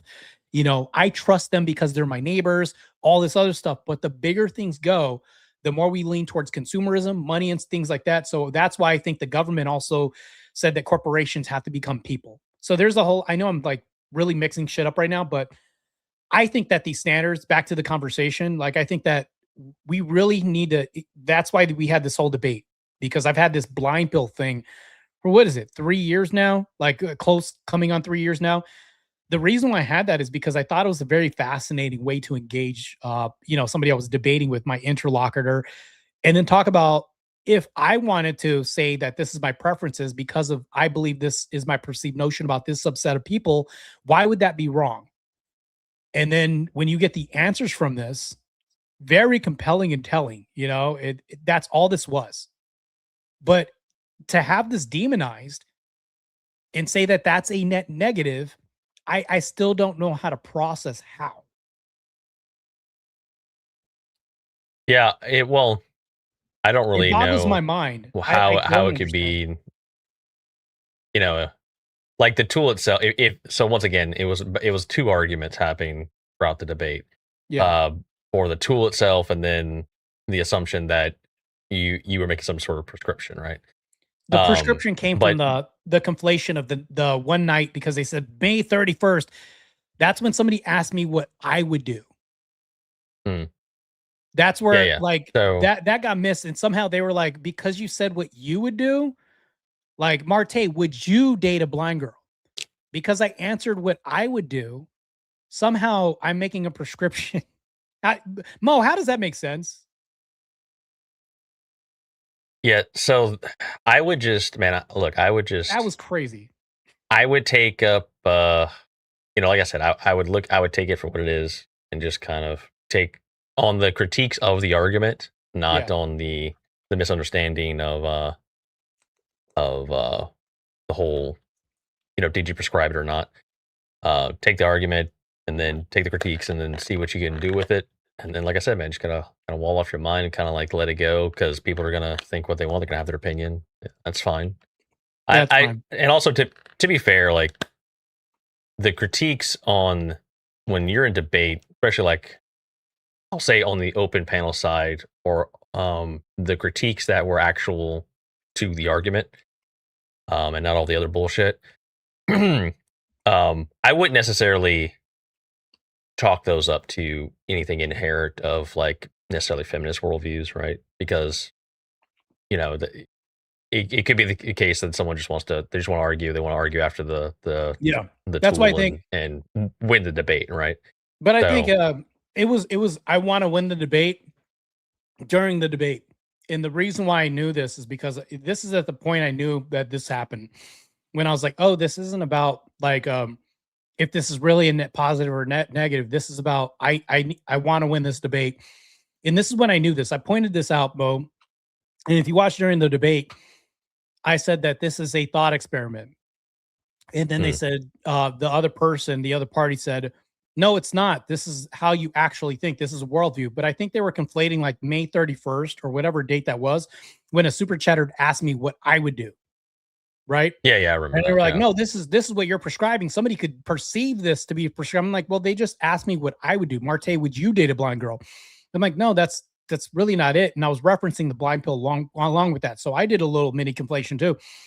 But the problem with this is the way that I found this out is that if I'm talking about a demographic of feminists, right?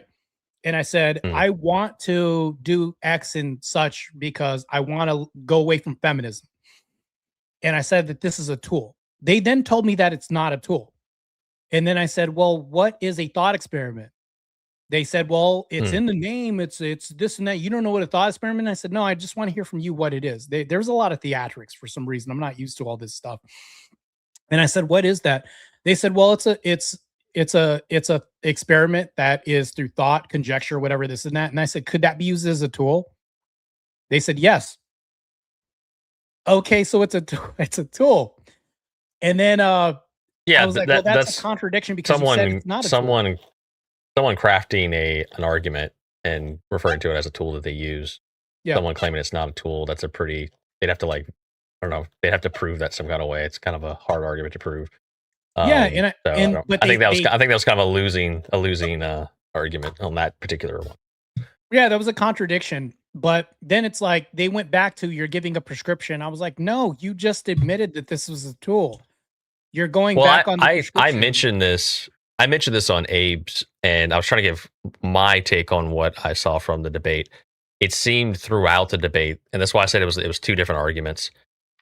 I think the debate jumped inside the dilemma, or as you call it, to work, working inside of it, and then also outside of it, viewing it as a tool. And it was hopping in between. And I think that also caused a lot of, I guess, talking past each other, maybe to some degree, or not being on, like, we're not on the current, we're not inside the tool now. We're talking about outside the tool now. Oh, now we're talking about it with inside the tool now. What's inherently wrong?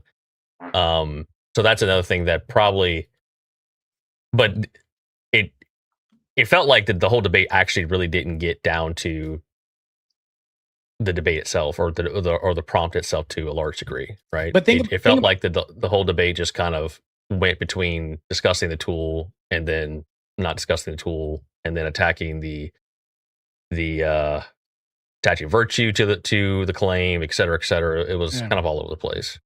Well, think about it, Mo. This is like, now that you've heard this whole conversation that we've had for the last, it's an hour and 37 minutes so far.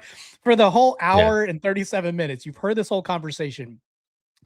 Let's look at the big picture of this. Like on the outside looking in this debate that's looking at the tool, right?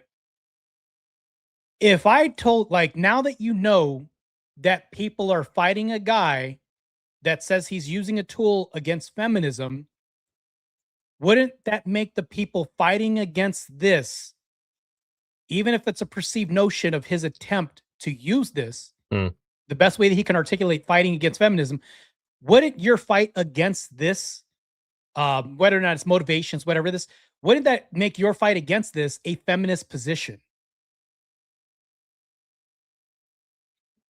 Not inherently. Right. It would depend on the reasoning. But it would depend on the reasoning. Yeah. Let's say that you even said, well, the tool's not that good. Let's say I grant that. Let's say it's not that good. But I'm using it towards feminism. My motivation is to basically flip feminism on its ear and show contradictions. Why are you still fighting it? Yeah, you have to get the reasoning. Like, what are the reasoning for it? Well, why are you still fighting it? Are you looking at the big picture? No. You're losing the big picture. How is that not a feminist position even then? Even unbeknownst to you, you don't even know you're fighting a feminist position, but you are. Because if you look at the big picture, even if it's like I even went to, like, it's a shitty tool, doesn't work good, it's mislabeled, I'll even grant all that, Mo. But this is my attempt to fight feminism. You're fighting that. How is that not a feminist tool? I mean, how's that not a feminist position? Even if I grant all like that. I said, it would depend on, I guess, their motivation for it. I don't know. Like, I don't think it's inherently a feminist position. It would depend on where they're coming from. Even let's take inherently away from that, right? Why are you fighting this? Like, what are the reasons? And that's the fascinating part. That's the conversation that I don't think I'm ever going to get a straight answer from, even if I ask the individuals involved in this. Like, but I mean, take me, right? Like, I gave you my critiques, right? Yeah. I don't care if you go use it. I don't give a shit. Right? That's you. It's your baby. You use it. Right, but I don't you know how care. you answer that, Mo. You know how you answer that. You said, "I don't care." Right? You're going to have Yeah. a division in the populace and demographic. You're going to have your cool Vix out there because cool Vic said, I heard what he was saying, Marte was saying on the stream. I wasn't offended or whatever else. You're going to have the populace that are like you, right? You're like, I don't care. I don't give a shit. Use Mhm. it. But you're going to have a demographic that are saying, no, but not like that. Sounds very Mm. familiar. It's like when women say, yeah, I want you to leave me, but not like that, though. How is that not even I want to be adjacent to a led when I'm feminist? in the mood of being led. How does that Yeah. not? How does that not even Yeah. referent or even adjacent to a feminist position? Hmm. What? Wait. What? Which part? Sorry. How is it not even leaning towards a feminist position? Because I think that there are a lot of people that do things, even unbeknownst to them, they'll take action, they'll do things, right? But even Hmm. subconsciously, we take action because feminism has been in the water we drink, the air we breathe, and everything else. That sometimes second nature feminism becomes ingrained in the behaviors, in the reactions that you even make. You can then make an argument and say, well, do people take feminist actions without knowing that they're feminist actions by saying Oh no, yeah, that's what people propaganda. do. Of course, Right. So propaganda. Yeah. if we think about this, how can I then say that that's not a feminist position?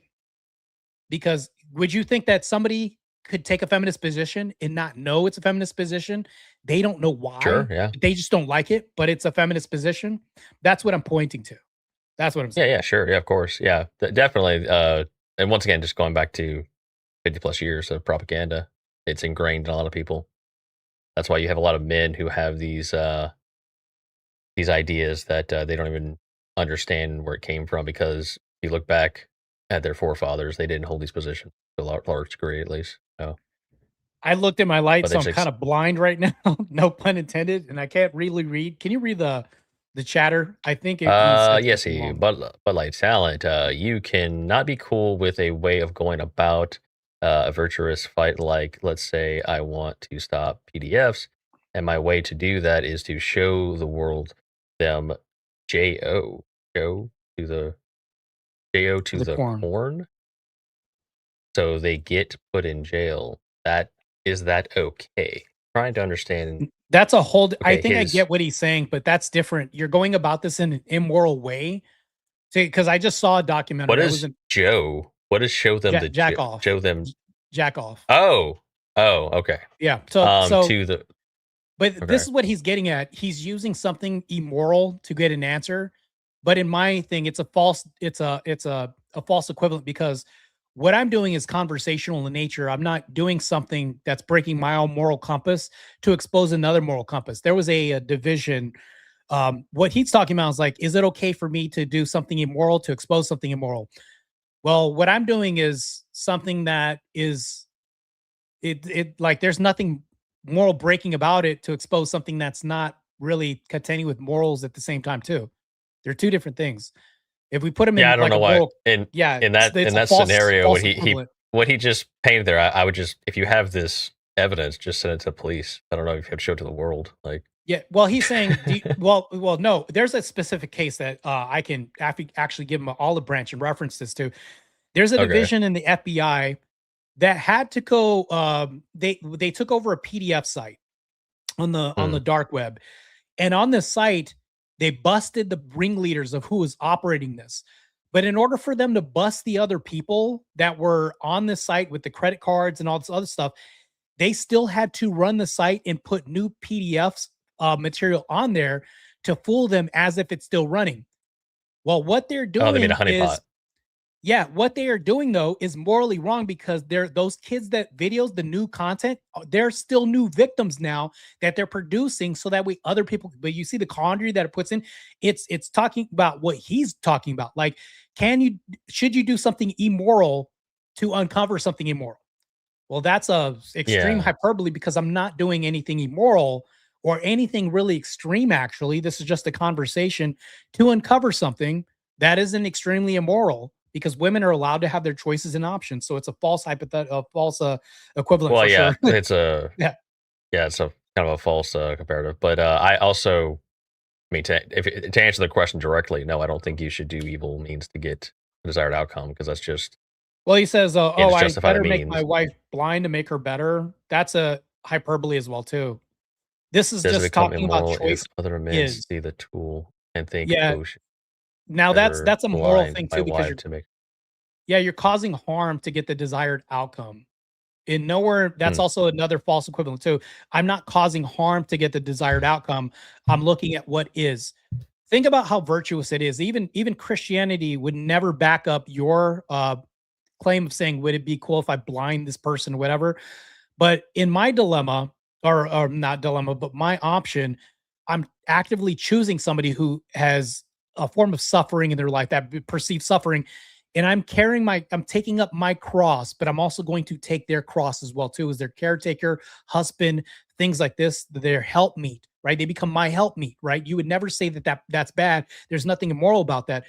But I'm also adopting the suffering they have because when you get married, you're taking the suffering of somebody else and they're adopting yours. You become one, right?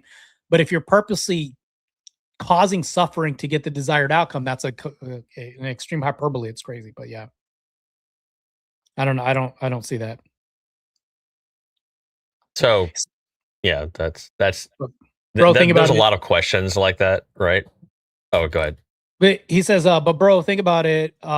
Is it possible that people hear your argument and think that like you are pretty well known just saying, yeah, that's why I articulate and try to frame things the best way I can, but that doesn't really say anything.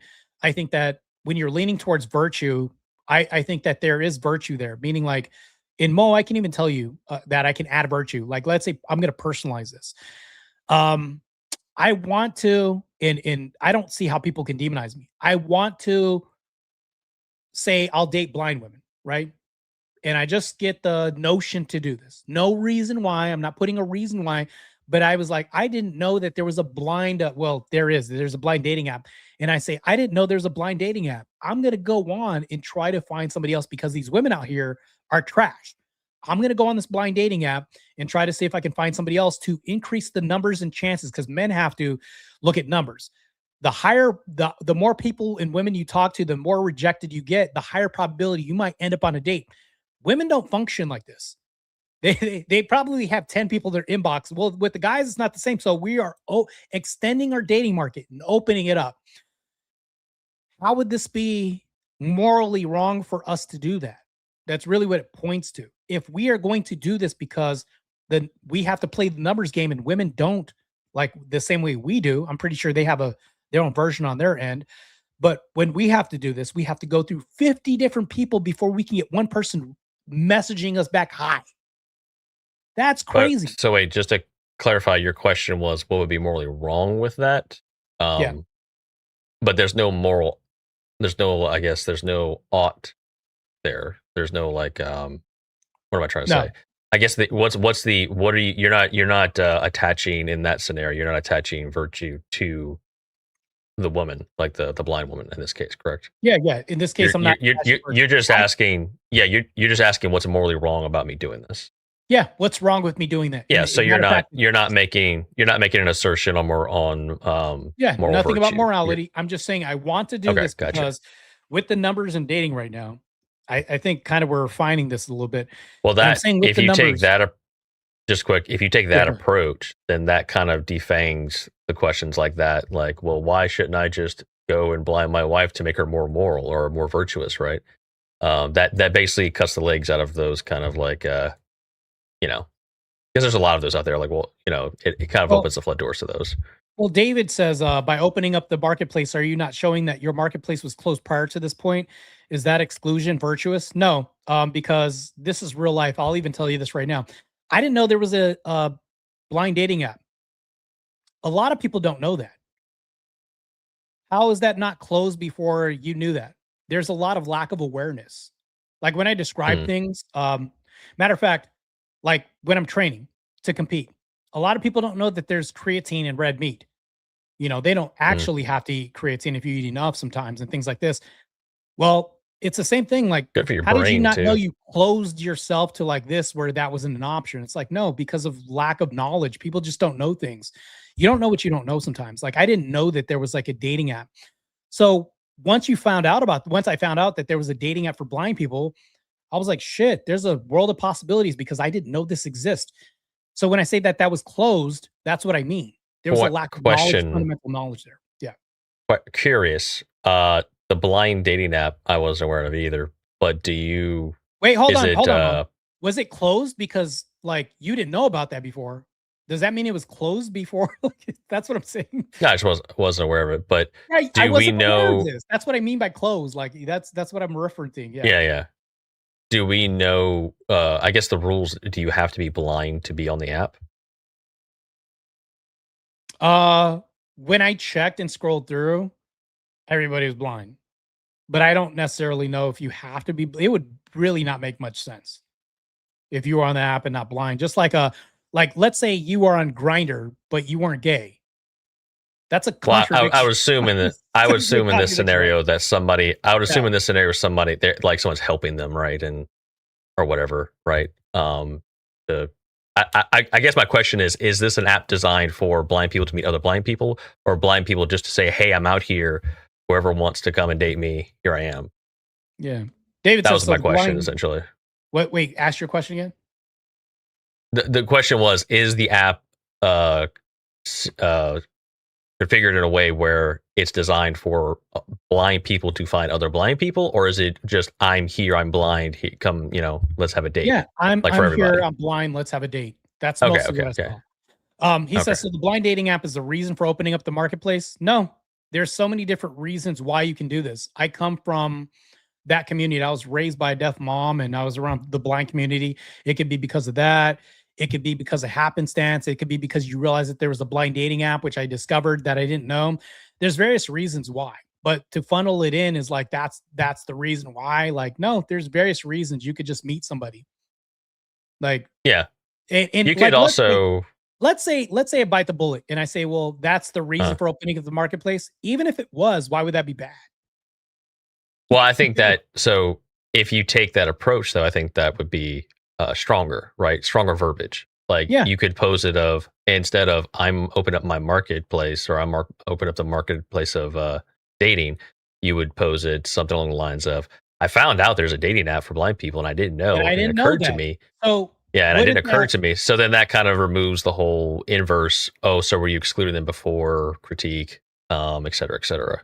Yeah, they weren't excluded before. I just didn't know that. So now it's open. Whereas it was closed because of a lack of knowledge of its existence before. And that's what I'm pointing to. When people say it's closed, like they tend to put some type of intention in there. No, you don't need intention. I didn't even know about this before. So if you don't know anything about that, wouldn't that imply that it's closed because there's a lack of knowledge, right? You don't know about its existence. So that in a way that's a closing, to some degree. There's a restriction, a lack of knowledge and things like that. Like if I learned a new math equation and I kept hitting a mathematical wall, and it's like, well, damn, this is closed. Like I keep hitting a wall. But if somebody else brought this distinction where it's like, no, there's a way around that. It's like, shit, you just open this shit up. I have knowledge of this existence of how to get around this through maybe a mathematical tool around that. So being closed open isn't always like a fundamentally like black and white thing. That's what I'm saying. Yeah, my comment was only on the way you described it that way. I was just commenting that I think that's a stronger lead into the hypothetical. For sure. That was my only. Yeah, I can see that. Yeah. Point. Yeah. No, it makes sense, but that's what I'm saying. So when I was referring it to it being closed and open, that's actually how it happened, is because I didn't know it existed before. And just think about this, like people will say, are you willing to broaden your horizons, or there's a new horizon out there and things like that. It's not because of the fact that people feel like, they voluntarily said, I'm not going to do that. It's just one day you can make the decision, whether or not it's spurred on by motivating factors outside or maybe internally. It's just saying, you know what? I never thought about this before. How can that then not say that it was closed before? That doesn't mean it's a bad thing, that you were denying the fact that you wanted to go outside the country. It just means that, you never really put that much thought into it before until now. It was closed before to some degree, because you were like, I just didn't really put that. But now all of a sudden you're like, I need to broaden my horizons, and damn, now I'm motivated to go outside the country and travel a little bit. Well, shit, you opened up the world. It doesn't mean it was closed to you before. That's what I'm basically saying. Yeah. Gotcha. Yeah. Yeah. I mean, people are going to interact with what they're exposed to, right? So if you weren't exposed to something and then it opened up your eyes to a potential other avenue of dating, then that's Yeah. just you're found this new avenue and you're exploring it. So Yeah. And when I say closed, that's what I'm referring to is like I wasn't rejecting them before. I wasn't saying they're rejected before. It's just saying I'm opening up. Like when I make comments like it's an untapped dating market, a lot of this is just me saying this in jest. But people would say this and they say, no, you mean it's untapped. Like that's a nefarious thing. No, it's sometimes when people hear things, I think socially our comprehension level has lessened to the degree where it's like people don't understand nuance and context and like, oh, that's just Marte talking. Like he's funny when he talks, and he'll make talking points. And it's like he speaks in a way where it's like, I see what he's saying. He doesn't mean literally, things like that. It's like people will take things literally and they'll try to, hold your feet to the fire. I'm just like, why? You're literally missing the forest from the trees here when you do things like that. And I'm just like, well, that's not what I'm like. I'm not making a literal proclamation here. It's just crazy. People will do this often and they'll try to burn. But I think when people do things like that, it's not really about the prompt. It's either because it's personal or because there's some other thing that's not about the thing.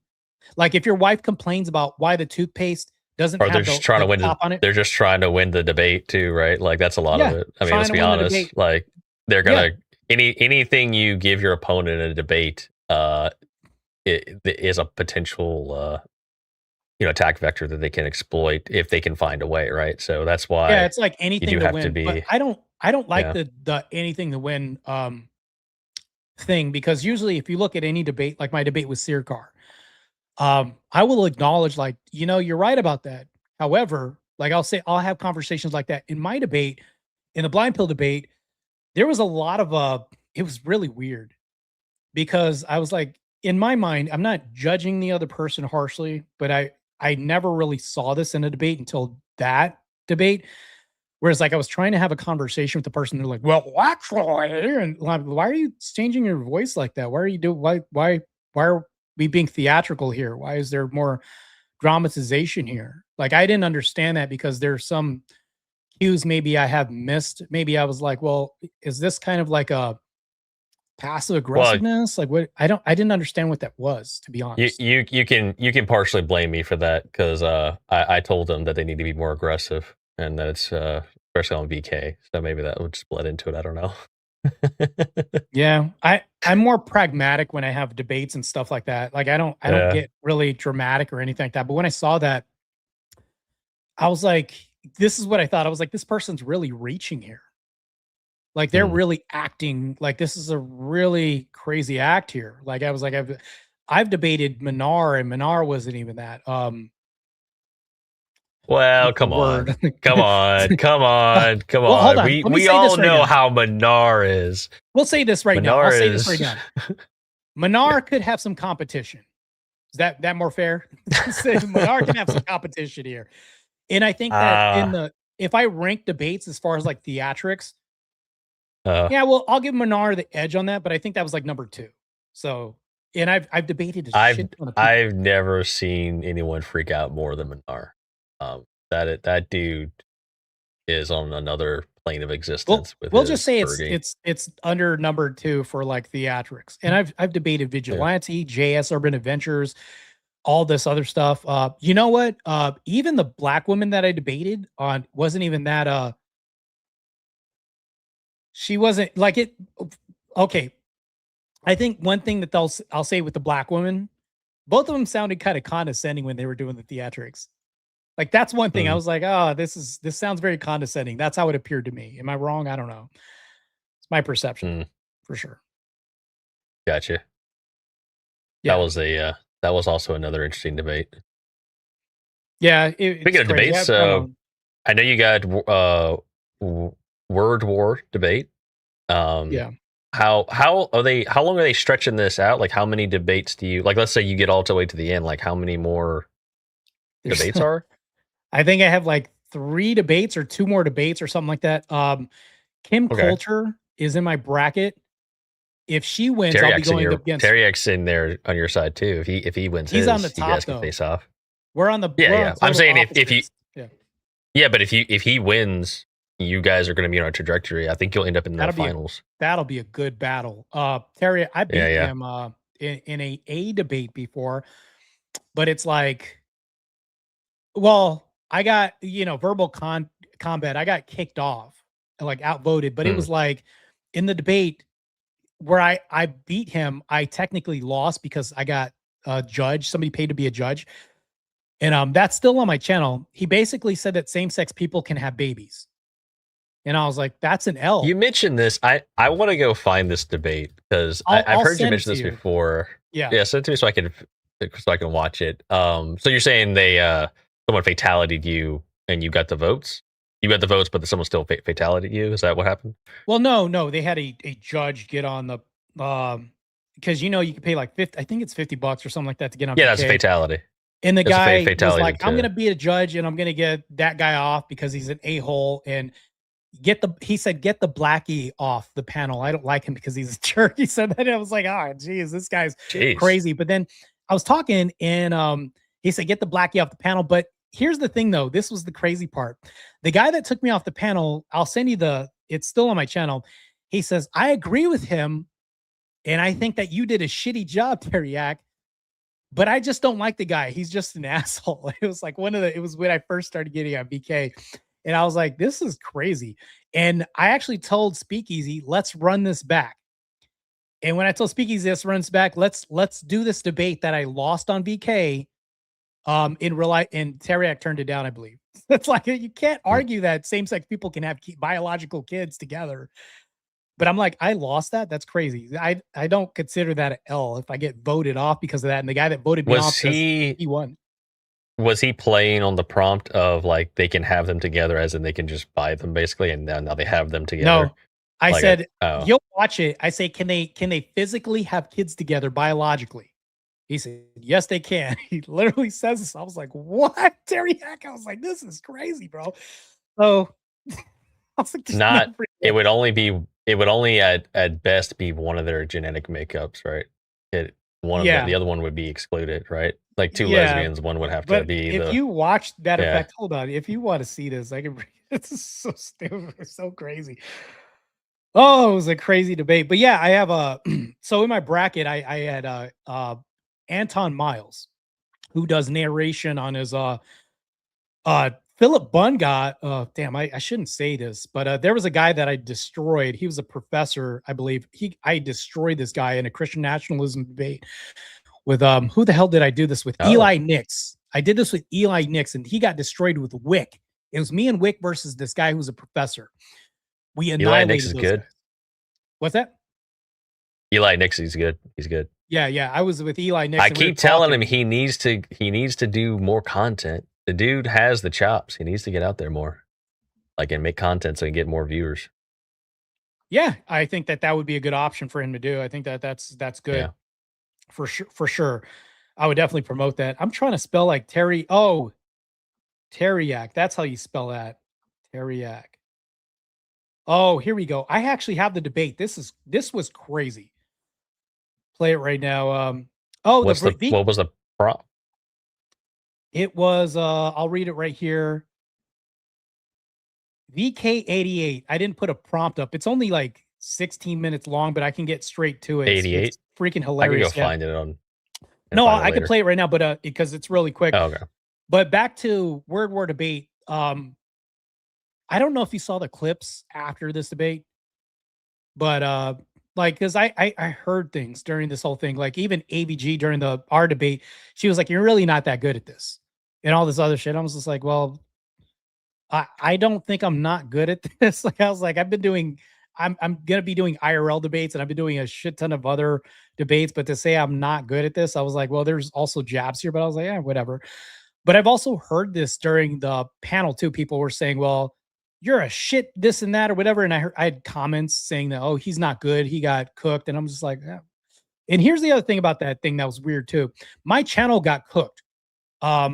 So all my votes, like I had people in the chat that could have voted for me and all this other shit. And my it wouldn't start, and my audio didn't work, my video didn't work, and all this. So when people say it's a landslide, I'm like, yeah, that's all my voters that went out the window. So she had like all the people on her side that could vote for her. And then whatever was left in the middle, I'm just like, yeah, because when you have polls and then you nuke the other side's part that could usually vote for you, it's like, well, that takes out a big ass chunk. Because there was a lot of people that were like, yeah, I didn't know where to find that because you didn't post a link to like what's his name, Tyler's channel. Yeah, I didn't, because I was in the middle of this thing. So they were like, if you would have posted the link, I would have found it, but I didn't know where Tyler's channel was. And I was like, I didn't know it either. So I was like, we omitted a whole group and segment of people that could have voted. And so that was out of it. And remind you, I have like 6,300, something like that. Think about the votes that also were thrown out. Like, that's why I don't really take it that seriously, to be honest with you. So when people say, well, this is a landslide, I'm like, yeah, sure, I'll give you that. We'll just say it's a landslide. But I know, like, yeah, I like the whole voting thing is like fun. Yeah, it's fun to get and see and, you know, kind of look at the numbers. But at the end of the day, when I go in, at least for me personally, when I go into a debate, as long as I argue the point well, and I think I've gotten, I guess, the message or whatever the angle that I'm trying to run out there, I consider that, you know, good. Now, I wish, for me, I wish I could get all my debates back, right? Like, I there's always something to improve. So, yeah. But, well, I don't think that I'm a horrible debater. I don't think I'm bad. You know, I think I'm at least a D level debater. Like, I think I'm halfway decent. You know what I'm saying? So, I want to have this other debate with Destiny that's supposed to come up, but he blocked me. So I'm working with Wick to try to rearrange that. So there's a shit ton of other debates I have. I have a. Oh, wait, with Dusty? No, Destiny. Oh, Destiny. Oh, okay. I was Not like, too far okay. to cry off, by the way. But yeah, but I have a handicap match coming up with Jake Var. It's me versus two people versus like a whole bunch of callers that are coming on a channel with 300K subs. I'm doing a handicap match. And then nice. I'm doing one after it's anti-Trump versus, like, you know, Trump or whatever. That's what the topic is. There's going to be 5 different topics. And then after that, I have another handicap match on the same platform with people that are trying to tell people not to become Christian because Christianity can cause harm, with atheists. They're called there's a name for these people. They're called evangelical atheists. That's what they call themselves. Because they're trying to take Christians and what is it called when you tell people to not do the thing and then they're like, yeah, it's harmful, I don't want to do it anymore? What would be a word? Like, I don't know, deconvert or deconvert. They're deconverters. Okay. And that's what they want to argue, to deconvert. So I have another handicap match, me versus the masses, bunch of people with Stillborn. If I was such a bad debater, I would not be doing any of those other shit, because I would probably. Oh yeah, Stillborn told me about that. Yeah, I would feel like, in people. Well, I'm interested in seeing the one with definitely am interested in seeing the one with you know, you and Jake, and I'll definitely check out the one with Stillborn. I'm looking forward to those. I think me and Jake are going to run a Pisco debate back too. So we were just talking recently about that too. So that's in me. We wiped the floor with Pisco, but I'm a bad debater, right? It's like, so it's like, that's why I think, you know what? People are entitled to their opinion. If they think I'm a bad debater and I'm not good at this, which was told to me during the debate, I think that if I think about this, it's like, well, that can be that person's opinion. I'm still going to go into places where the enemy is and fight them. The crazy thing is like, I don't understand why people are fighting me, fighting them. Like, there used to be unification to some degree, but to me, I feel like that's why we have the sudden reoccurrence of sewing circle Christians, people that are like covert trad, you know, things like this. We have the sudden surge, like you're Megyn Kelly's out there, things like this. I think that's why we have those people on our side. You're going to constantly have those. I think we can never get rid of these people. It's always going to happen, right? So I think that we need to encourage more people to become a part of debate. People demonize this, but that's how people find orthodoxy. People find Christianity because of debate. There's so many people that I run into in the church, and they're like, the reason why I found this is because of Jay Dyer, because of this and that. it was told to me recently. They were like, I've thought about not going to Orthodoxy because of something Marte said. Well, I I don't want to dox people, but I can open up my inbox and there's a lot of people that hit me up and they're like, Marte, man, I actually had this one viewpoint on Protestantism, but you really made me think about looking into Orthodoxy. I got messages like this before. And the crazy thing about this is we really have to think about this. It's like, to me, I wouldn't question my own side or anybody on my side as long as they're doing something good. Now, I think that if there's caution or I'm trying to warn them of something, I can be the canary in the mine ringing the bell, that whole saying. But everybody wants to fucking shoot the canary. Therefore, I can't warn anybody of anything else. And there's nefarious things, or maybe they're falling into a pitfall or trap because now I get demonized for doing that. So it's like it's very funny right now, especially in debate right now. It's really funny because it's like, I think this is across the board. With any group, you're going to have people inside that group. If you're aligned by some sort of ideology or moral framework, what have you, you're inevitably going to find people in there that you don't mix well with and clash with, right? Yeah, of course, yeah. So when that happens, you just kind of give it some time. Who knows? Like a couple years from now, everybody's gotten a little older, everything's gotten to progress, people are more mature. It might just be like something that happened and no one they don't think about it anymore. So you have to think about it though. I hold to this right now. I say that there's no such thing as a based woman unless she has a base man. So I'll always hold to that. And I think that's why Andrew Wilson makes comments like he'll never work with a female.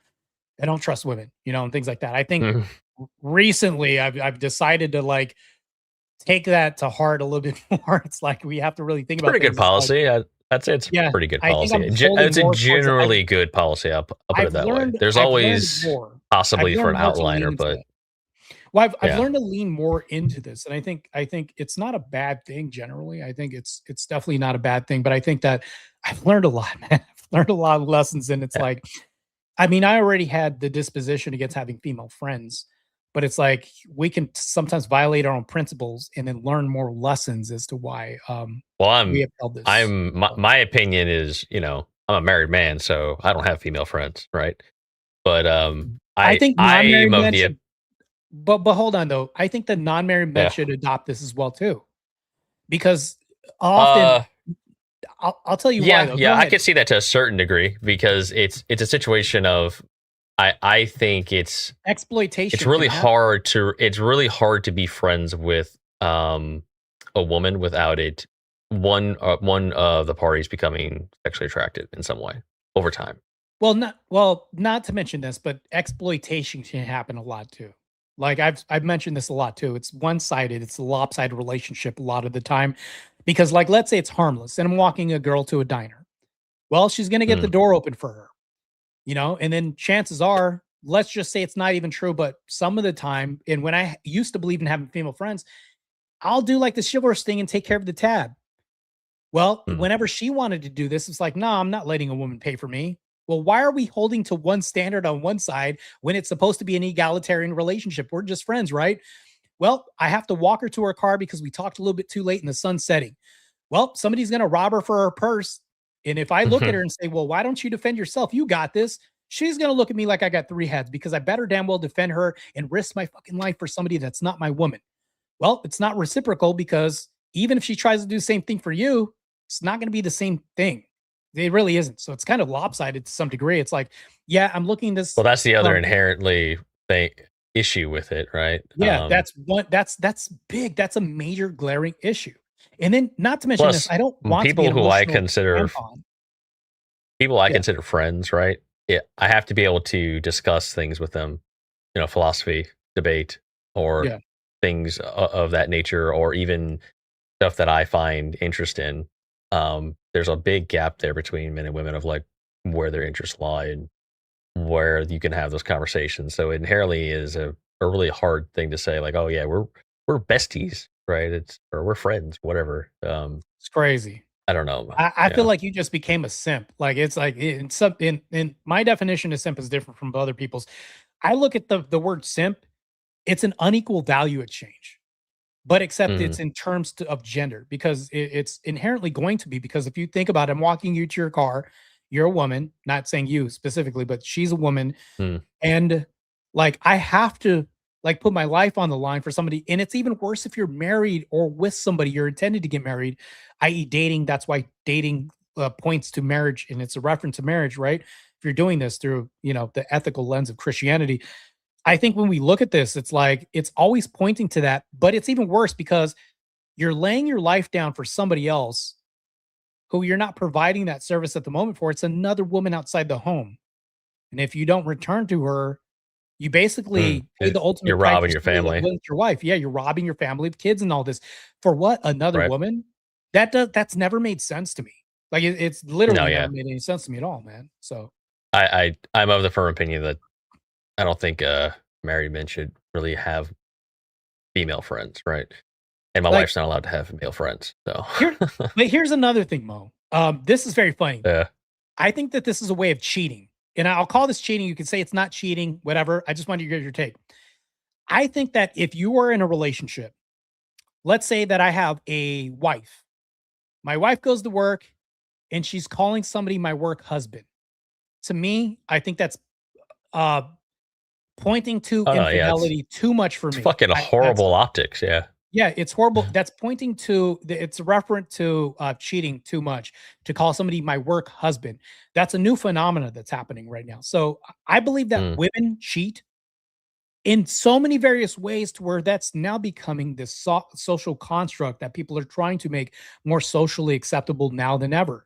And that's one of the Mm. things that we do. Very rarely do I hear, and this goes to like the preferences that women have in men, still pointing to that, by the way, that I rarely hear a man saying, I have a work wife. How many times do we hear this? But when we talk about work husband, oh shit, it's an epidemic that's actually growing now. We hear this, but very rarely do men have a work wife. So now we're whittling down the options. Pretty soon we're gonna have this massive wide gap of a double standard that we have that's accepted in society now too. Crazy. Yeah, there's a lot of language like that in our society that seems to be okay. I'll give you another one that's pretty common that I saw actually with other couples that don't really hang around anymore. But back when I was living in Vegas, Hang around is anymore is crazy. they well, okay, I'll give you the example and then I'll tell you why like it Yeah. kind of fell apart. But the guy, he had a wife and we'd go over for like, Friendsgiving and things like that. But his wife and a few of the other wives in the group, I noticed they had this really interesting thing they would do where if they were watching a movie or something and like some attractive guy was on screen, they would basically the sit there and pass, the hall drool. pass. They would drool. No, they would just drool over this Oh. guy, make all these comments in front of their husbands. Oh, And that's crazy. I was like, this is supremely disrespectful. Like this is crazy. You're sitting here like doing this. That's another And socially so acceptable thing that's growing. Yeah. so there's that, and then but the guy himself, honestly, okay, so he was the nicest guy. He was super nice. He was the nicest guy you could ever meet, right? But it was painfully nice. He was painfully nice. I felt like I could walk in and like punch him in the face and take all his shit, and he'd be like, "Huh, that Mo, he's such a kidder." It's hard to respect a guy like that, right? It's hard to Yeah. as another man. It is. It's hard man, to yeah. like if another man doesn't have some sort of grit to him, where you kind of feel like, okay, this is his line, and we shouldn't cross this, or we're gonna throw hands. It's really hard to respect the other guy and count on him and think you can count on him if something gets bad, right? Because he's just going to be a pussy and just roll over. And so that was the reason why I could never really, I tried a lot, man. I tried to be friendly with him and try to make it work because he's part of the friend group, but I could never really like make it work. And we just really couldn't connect. So there's no equal recognition of value that both of you perceive in the world of each other. Like, because you have Right. to have your own perceived value of yourself, meaning like, I don't have any external respect that's going my way, but also I'm lacking the self-awareness to have this internalized value system that mirrors yours as well too as my friend. That's why I think that friends grow apart. Matter of fact, Mo, here's another thing. There's two things I'll bring up. There's another way of cheating that people have too. they'll say, well, if you can sleep with any celebrity in the world, who would it be? They do the man on the street thing all the time. Like A hall most pass, yeah. guys that I've seen, the guys will be like, no, I wouldn't want anybody but you. The women will be like, yeah, Heath Ledger or Thor or, you know, whatever else. And I'm just like, dude, this They is take out a crazy. giant scroll and it rolls out for like 10 foot. And they're like, It's like 15 feet. glad you asked. I just added a new one today. Yeah. Yeah, if I could have a hall pass, yeah. this is the hall pass that I would do. And I'm just like, that's almost like a woman's fantasy to some degree, which is crazy. But I don't hear oftentimes guys fantasizing about this in front of their women. But you usually be a woman saying, well, I'm a guy, I'm a woman, I could do this. It's fine. He won't. Like, men are supposed to be tough enough to have thick skin to endure this segment of the commentary of what a woman would sleep with outside of you. Like, that's crazy. So there's that perceived notion too. The other thing that I'm going to hint on is the thing that you talked about with friends and associations. I think that if I have a friend, I don't know how your belief system is on this, but this is mine all across the board. And like, I consider you a friend, but the moment you do this, you're not going to be my friend. There's a reason why. If I have a friend and I've done this in real life, and I've actually told a friend of 11 years that, nah, don't call me. I'm good, bro. No, I'm straight, because we obviously don't have the same values. If you're constantly cheating on your woman and I find out about this, how can I trust you around me if your woman can't trust you around her and you're conniving around her? If you're weak enough, susceptible to the wiles of a woman out there, I'm just like, bro, you can't handle some of the shit that we're about to go through as boys. Like, that's just how I prejudge that situation. But this is also another, how am I wrong for ejecting my friend from my life thing? But it's like, this is just a standard that I have that nobody can deviate from. In the moment you have a somewhat standard deviation from this, you are not my friend. And it's like this thin, you can't even slide a piece of paper behind it. Because if I know, like, of course there's going to be like, well, maybe he did, maybe he didn't. Already, I'm like distancing myself a little bit already. But if there's like a certainty there and I'm like, oh, you did it, the text messages came out and you did send her dick pics and all this, and you have a wife, I can't even respect you as a friend or do anything. So you're the patriarch. You're supposed to be a leader of all this. How am I going to trust you to have my six if you can't even trust yourself from like falling into your own passions when it comes to like being a leader of creating the next generation of society, and they're looking up to you and all that? Like, I just think people, and I've been told this, they were like, Marte, you think too deeply about this. It's like, he's your boy, he goes back. No, I don't think I'm thinking too deeply about this, because the more you hang out with people that have a nefarious habit that's so bad, you're literally also saying that you accept that because it's a part of your association. That's why I harp on people that associate with certain people. If you're around that, your tolerance for things that they do goes up, even if it's by fractions and things like this. So then I start distancing myself from said people. And I do this in all aspects of things that are healthy or not. I think that we have, as men, have to draw a line in the sand somewhere and put our foot down. And I think very few men do this these days. And that's why I get demonized for even that take on friendships. So, yeah.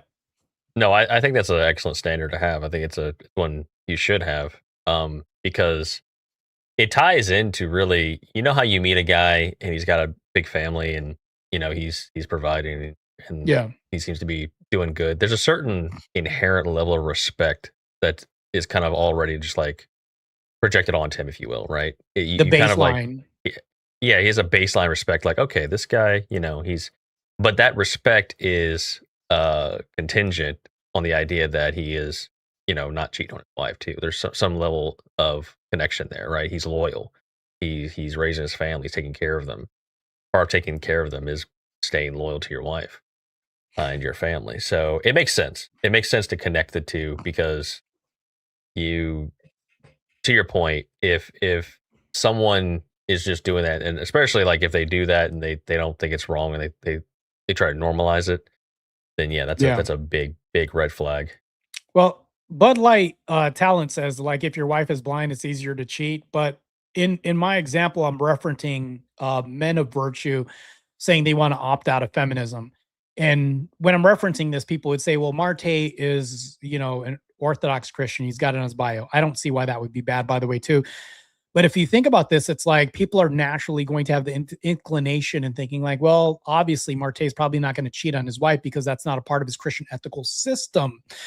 So when you say things like, it's easier to cheat on your wife Well, automatically, you're literally certifying what the feminist that already has this preconceived notion about you that you're a predator, anyways, which is what it reveals in the end. So it's like that's what we want to avoid as men. Like, we want to avoid this. We don't want to be the person that complains about hoes, but you're a hoe maker. Like, this is the thing that we want to avoid is a performative contradiction. We're talking about, like, I mean, inherently, we're talking about a value system, and this all ties up to virtue. Like me having a friend that doesn't cheat on anybody. Like, and if you are a guy and you're like, you want to cheat on somebody because you're like, I want to get a blind wife because it's easier to take advantage of her, you're a really fucked up person. Like, you're a really screwed up individual. Like, but we're not talking about these subset of men, because I don't generally think that these men would normally gravitate towards that populace in society. Men already take advantage of, like, women that already have everything working for them, their eyes, sight, and all this other stuff already. Because hell, look at only OF workers and all this. Like, they literally let people take advantage of them all the time by way of conditioning them to think money is easy. Like, they do it to themselves. Like, both people are like doing harm to themselves in this relationship. So we're not talking about anything like that. We're just setting the ground rules of saying there's a good man who's good, loyal, that wants to opt out of feminism, but he's going to be judged for his preferences. That's really, it's that simple. That's it. People will tend to add things on, like axioms on top of this and all that. But in terms of friends, the predator until proven innocent paradigm is fucking wild. So yeah, that happened to me a lot on X when I ran this blind pill experiment, this thought experiment. Like, that happened a lot. I was called a predator. It was like, why would you probably want to take it? You want to be, and controlling was like the number one thing. Like, oh, you just want control. Like, that's the number. I forgot. Yeah, that was the number one thing that feminists said all the time. You want control. And I was like, nowhere did I say that, because I painted the picture of a beautiful marriage with this woman, but somehow, where did you get control from? And this created a really good conversation with everybody in that space, where there was 12 people, 8 people, where they were questioning the woman and saying, why are you thinking about control? I'd be curious to kind of flip the framework on that, right? So what is inherently wrong with control? Like, if I'm the head of my house and I have a duty to fulfill, why is that inherently bad? Can you explain to me why it's inherently bad for me to be the leader of the house? Well, they'll say, well, because you can take her autonomy away anytime. I'm just like, yeah, but you don't trust. So now all of a sudden it's a trust issue. So you don't trust me if I was to remove some autonomy, because, like, think about lemmings. What's the classical, like, trope about them? They fall off cliffs, right? Think about this. But it's like, if anybody realized this about lemmings and they saw this behavior, they knew nothing about lemmings, they probably assumed that these things are blind. No, they're not blind. But would you be bad for getting in their way, for stopping this from having this perceived natural proclivity that they have from falling off cliffs? There's a game called Lemmings where they're literally trying to fall off cliffs or something, kill themselves. But it's like, is it too controlling to get in their way and remove autonomy if you're preventing harm? But then it's like, there's so many levels to where we can take this. But it's like, what would be wrong with that? You know? Well, what would be wrong by easing the burden from this person? You're also shouldering her suffering as well too. Oh, that's, to me, I think there's a beauty in that. It's funny, and this is anecdotal, but yeah, I hear the whole head of the house thing and arguments like, oh, you just want control and all this other stuff. But in my relationship, we have a very traditional relationship, and the longer we go with this, I've noticed that naturally it seems to just be more and more is almost being like asked to be taken care of. Like, just she doesn't want to deal with it. Like, she just wants me to handle it. Like, she just wants me, like, just it's not a situation where I have to, try to pull rank or anything like that, right? It's just happening naturally because we're fitting into our roles naturally. And I've noticed that where when you start to try to take on as much of the duties that we have before God as a man in the marriage, these things start to click in place. Well, and also, another fun fact is that, and my wife brings this up a lot. She used to be pretty like, I guess you could say woke or like a raging feminist. Like, she went to college for social studies. So imagine Dang. that, right? Yeah. That's a So then we deconversion met. like a mofo. That's crazy. When we met, we were just friends, and that was right when I was starting to kind of question things and get a little more into politics a little bit. And it just started off me just asking her questions and just kind of thinking through things. And now she's fast forward to today. She wants to like make her online username, Mo Patriarchy and things like that. So it's Oh, kind of damn, bro. That's such a support. To so me, I'm happy yeah, for you, man, that you have that. yeah. Many years to you, man. I wish you many years. Here's the thing I'll say. Glory to God. Yeah, glory to God indeed. Copper's dad. But I will say this. I don't see anything wrong if I was to make this decision. Like, let's say one day I woke up and I said, I want to look at this populace that a lot is often overlooked. Perhaps there's a better way I can phrase this instead of saying untapped market, opening up my market. But my intention was to talk about this populace that's often overlooked. If I was to look at this certain demographic of people and say, I want to feel needed in society, but I also want to feel needed by my woman. But think about how much fear you're removing too, because feminists will often say, because there's always a counter that feminists will always say too, but she can also be afraid of you taking advantage of her. Always pointing to the predator. Remember that, right? But in this example, Predator till proven innocent. Yep. Right, predator till proven innocent. And I'll say, because I want to take fear from her life. And then people will even argue that notion. You're not taking away fear because she's independent. See what we're doing now too? We're literally telling these women they could do it on their own. Men improve women's lives so much to the degree that they don't realize this. That computer you're using right now, built by a man, made like all this other shit, right? Well, if we're looking at this population of blind people, think about how much of a burden you're easing and how less dependent on technology they can be too, as well too. Well, I think that's beautiful. I don't see anything wrong with that, especially if I'm looking at this from like, I purely just want to have a loving marriage and relationship. I'm not looking to take advantage of this person, but they'll be often like dependent on textile, things like this, like Braille, all this other stuff. Think about it. I'm sitting at home and I'm reading to my wife. That would actually be badass, to be honest. It's like, we're enjoying this together.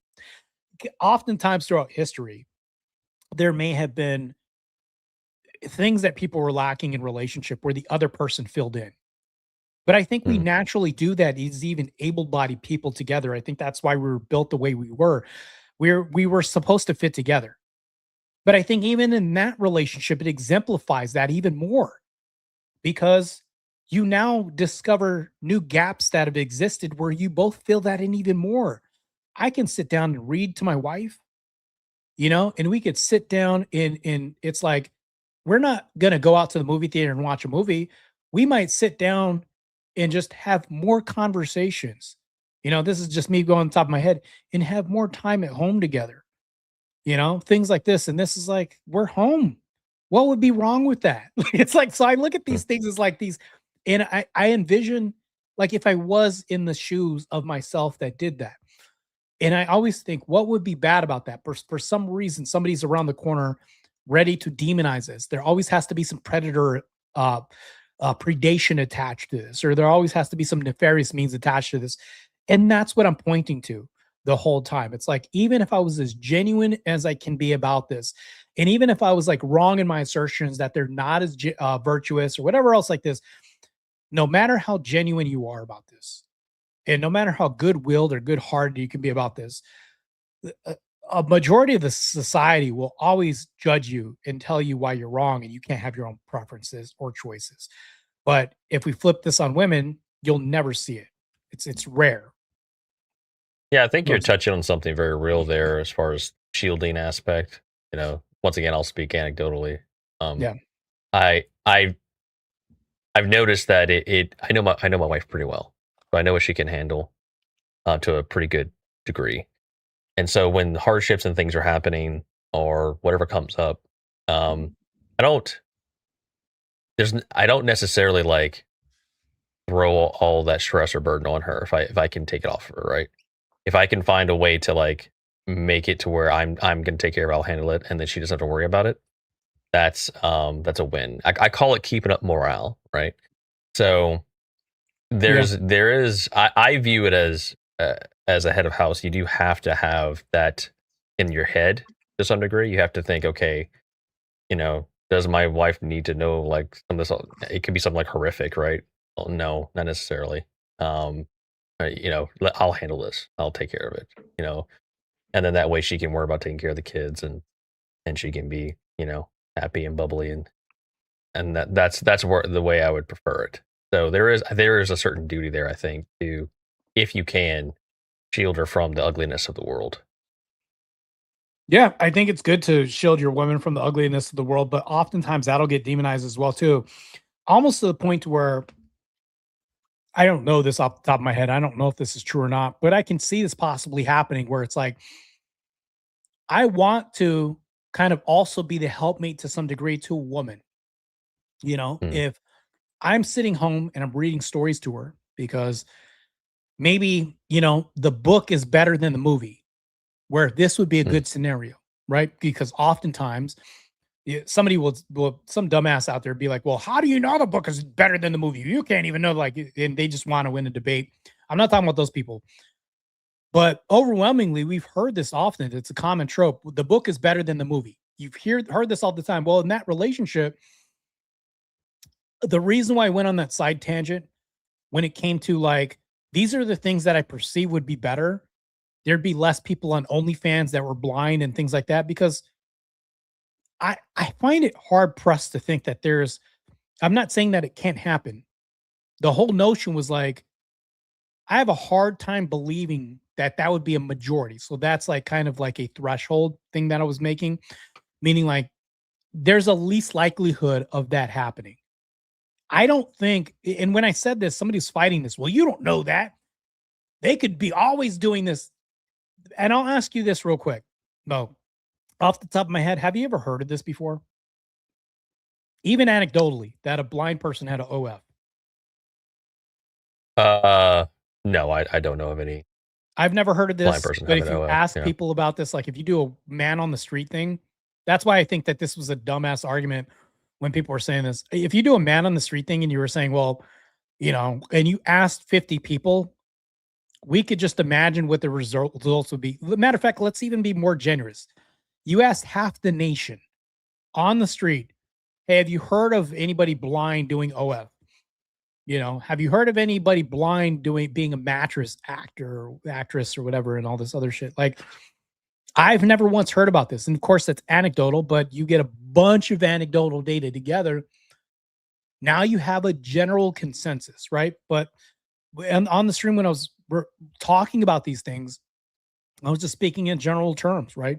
I'll even bite the bullet and say I was speaking anecdotally, right? But people oftentimes miss the bigger picture of what I'm referencing. It all points to, if I wanted to have my preferences and my own choice, and I could look at the benefits of this trope of the book was better than the movie, therefore reading to a blind wife, she's going to have a better experience. I could say, I want her to have a better experience because the book was better than the movie by me reading this. So already there's the trope that the book is better than the movie, but I'm going to actually read it to her. So we're bonding and connecting through that. That's one good example. But people oftentimes tend to press on this. Well, it's not definitely better than the movie. You don't know that. How many books have you read to know that they're better? Like, and it gets really stupid. But you see how I'm getting past the point of like no longer talking about how men don't have preferences anymore. That argument went into these other little meta things that had nothing to do with the whole point of what the blind pill existed with in the first place, where it's like you're missing the fact that it's supposed to expose the fact that men can have preferences in the majority of society.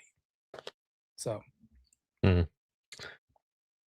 yeah, crazy. That seems to be all feminist talking points reduced down to, essentially. Yeah, it's rules for me, rules for thee, not for me situation. So I know it's getting late, so just want to make a comment about that. Yeah. So.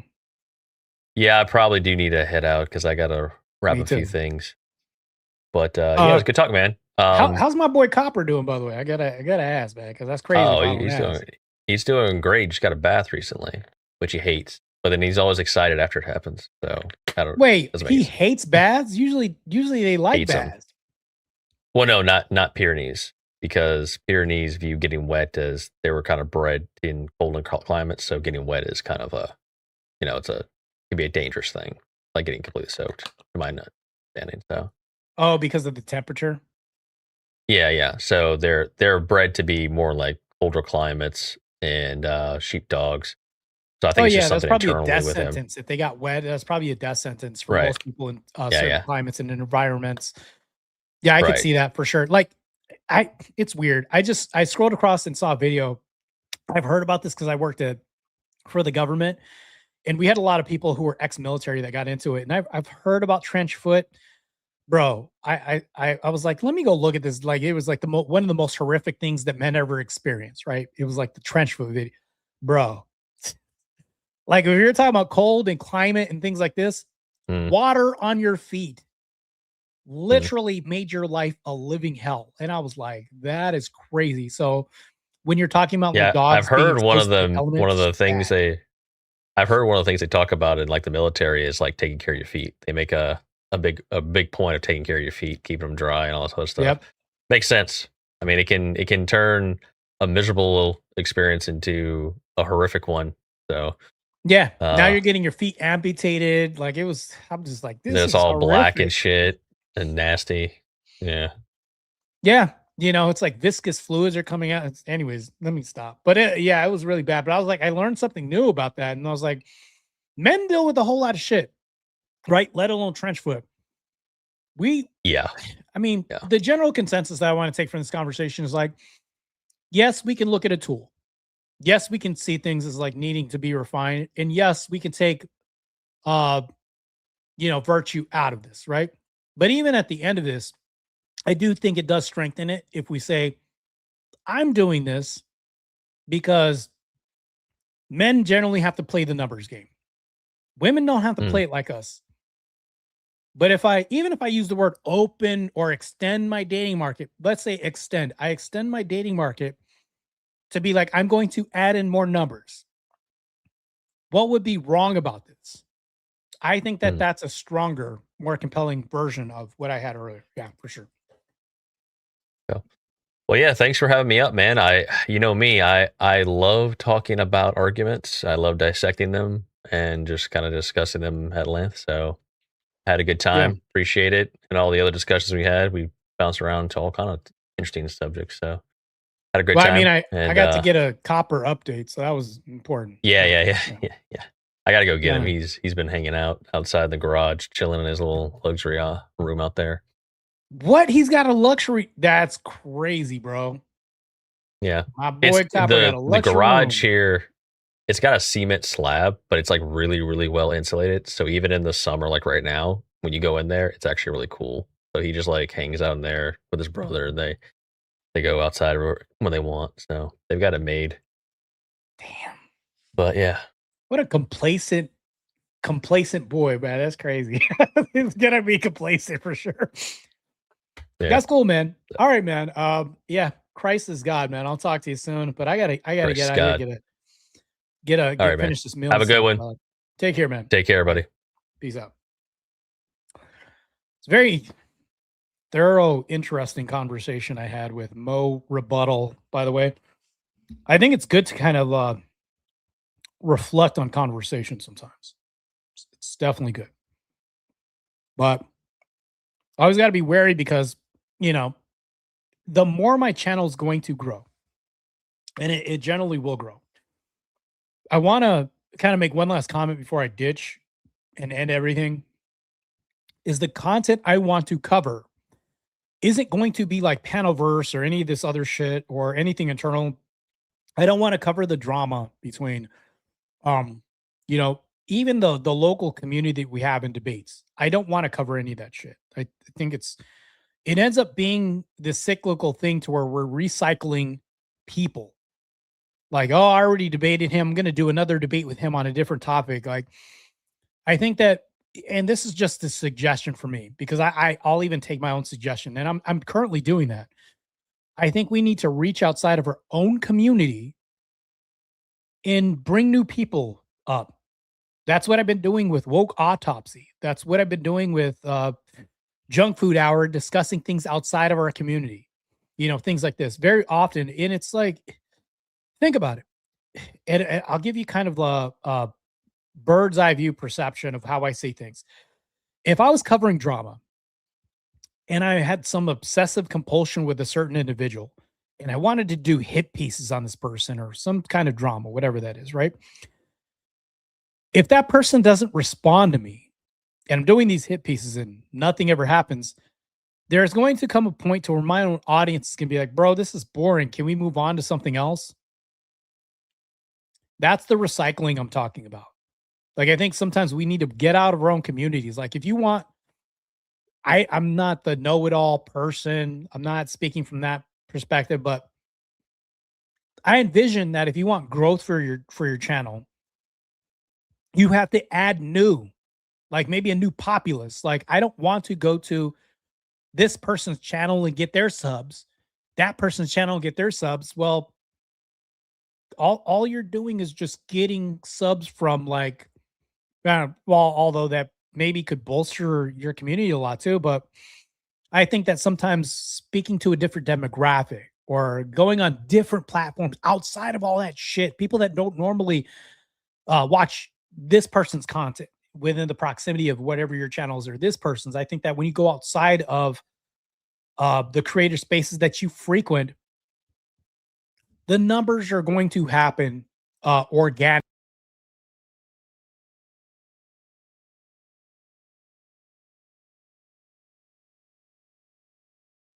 All right, the number is going to happen organically. It's going to happen. But those are good numbers because you got fresh eyes, fresh eyeballs, things like this. That's why I'm doing things like Word War Debate. That's why I'm going to do an IRL debate at ASU. You know, things like this. I think that that's good because you're getting new, fresh people, and those people will subscribe and tell other people that are outside of your community to subscribe to your channel, things like this. I think that's good. And here's another thing too, the content.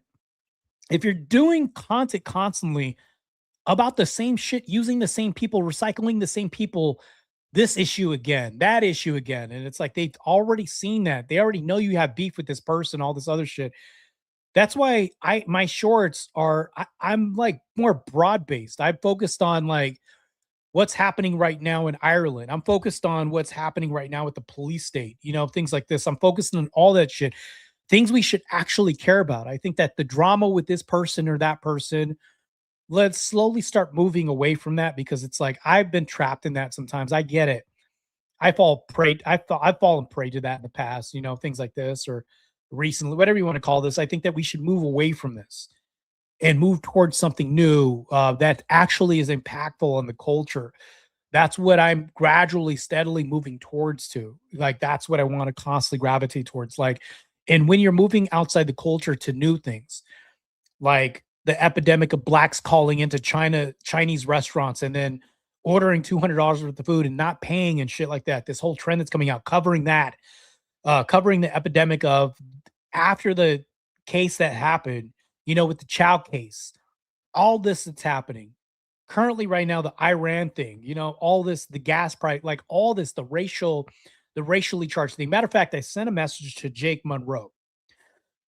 Typically, I get a response from creators, and lo and behold, I end up being on their show sometimes. So I'm also going to try to branch out and try to be on other people's podcasts as well too, and then get other people to like co-sign for me and say, "Hey, Marte's been on this and that. You should really let him on your show." All that also helps. All this is just promotion. But I think that the whole thing in summation, what I'm saying is, branch out, man. Get out there and try to get new people. Try to expose yourself to new arenas, new venues, and things like that. People aren't going to want to pay attention to this debate with this person they already know. It's like, yeah, I've seen that. Oh, they're going to debate him on this topic. Maybe the topic's brand new, but they've seen the two people square off before. How fresh would that be if you went outside of that community and debate or fought a new person? And that's what I'm doing right now. I got 2 handicap debates with a channel I've never been on before where me and Jake Barr are going to be outnumbered. And then I'm doing another debate where me and Steelborn are going to be outnumbered. And then I got another debate where it's going to be at a university and in person. And then I have another debate. And it's like, so that's what I mean. Like, branch out, extend whatever footage or coverage or topic or genre you're doing. And, just get better at this the more you do it, that type of thing. But anyways, I'm rambling and shit. So I'm about to leave. You guys have a great night. I'm about to eat and tear everything up. You guys have a great evening, and Christ is indeed God.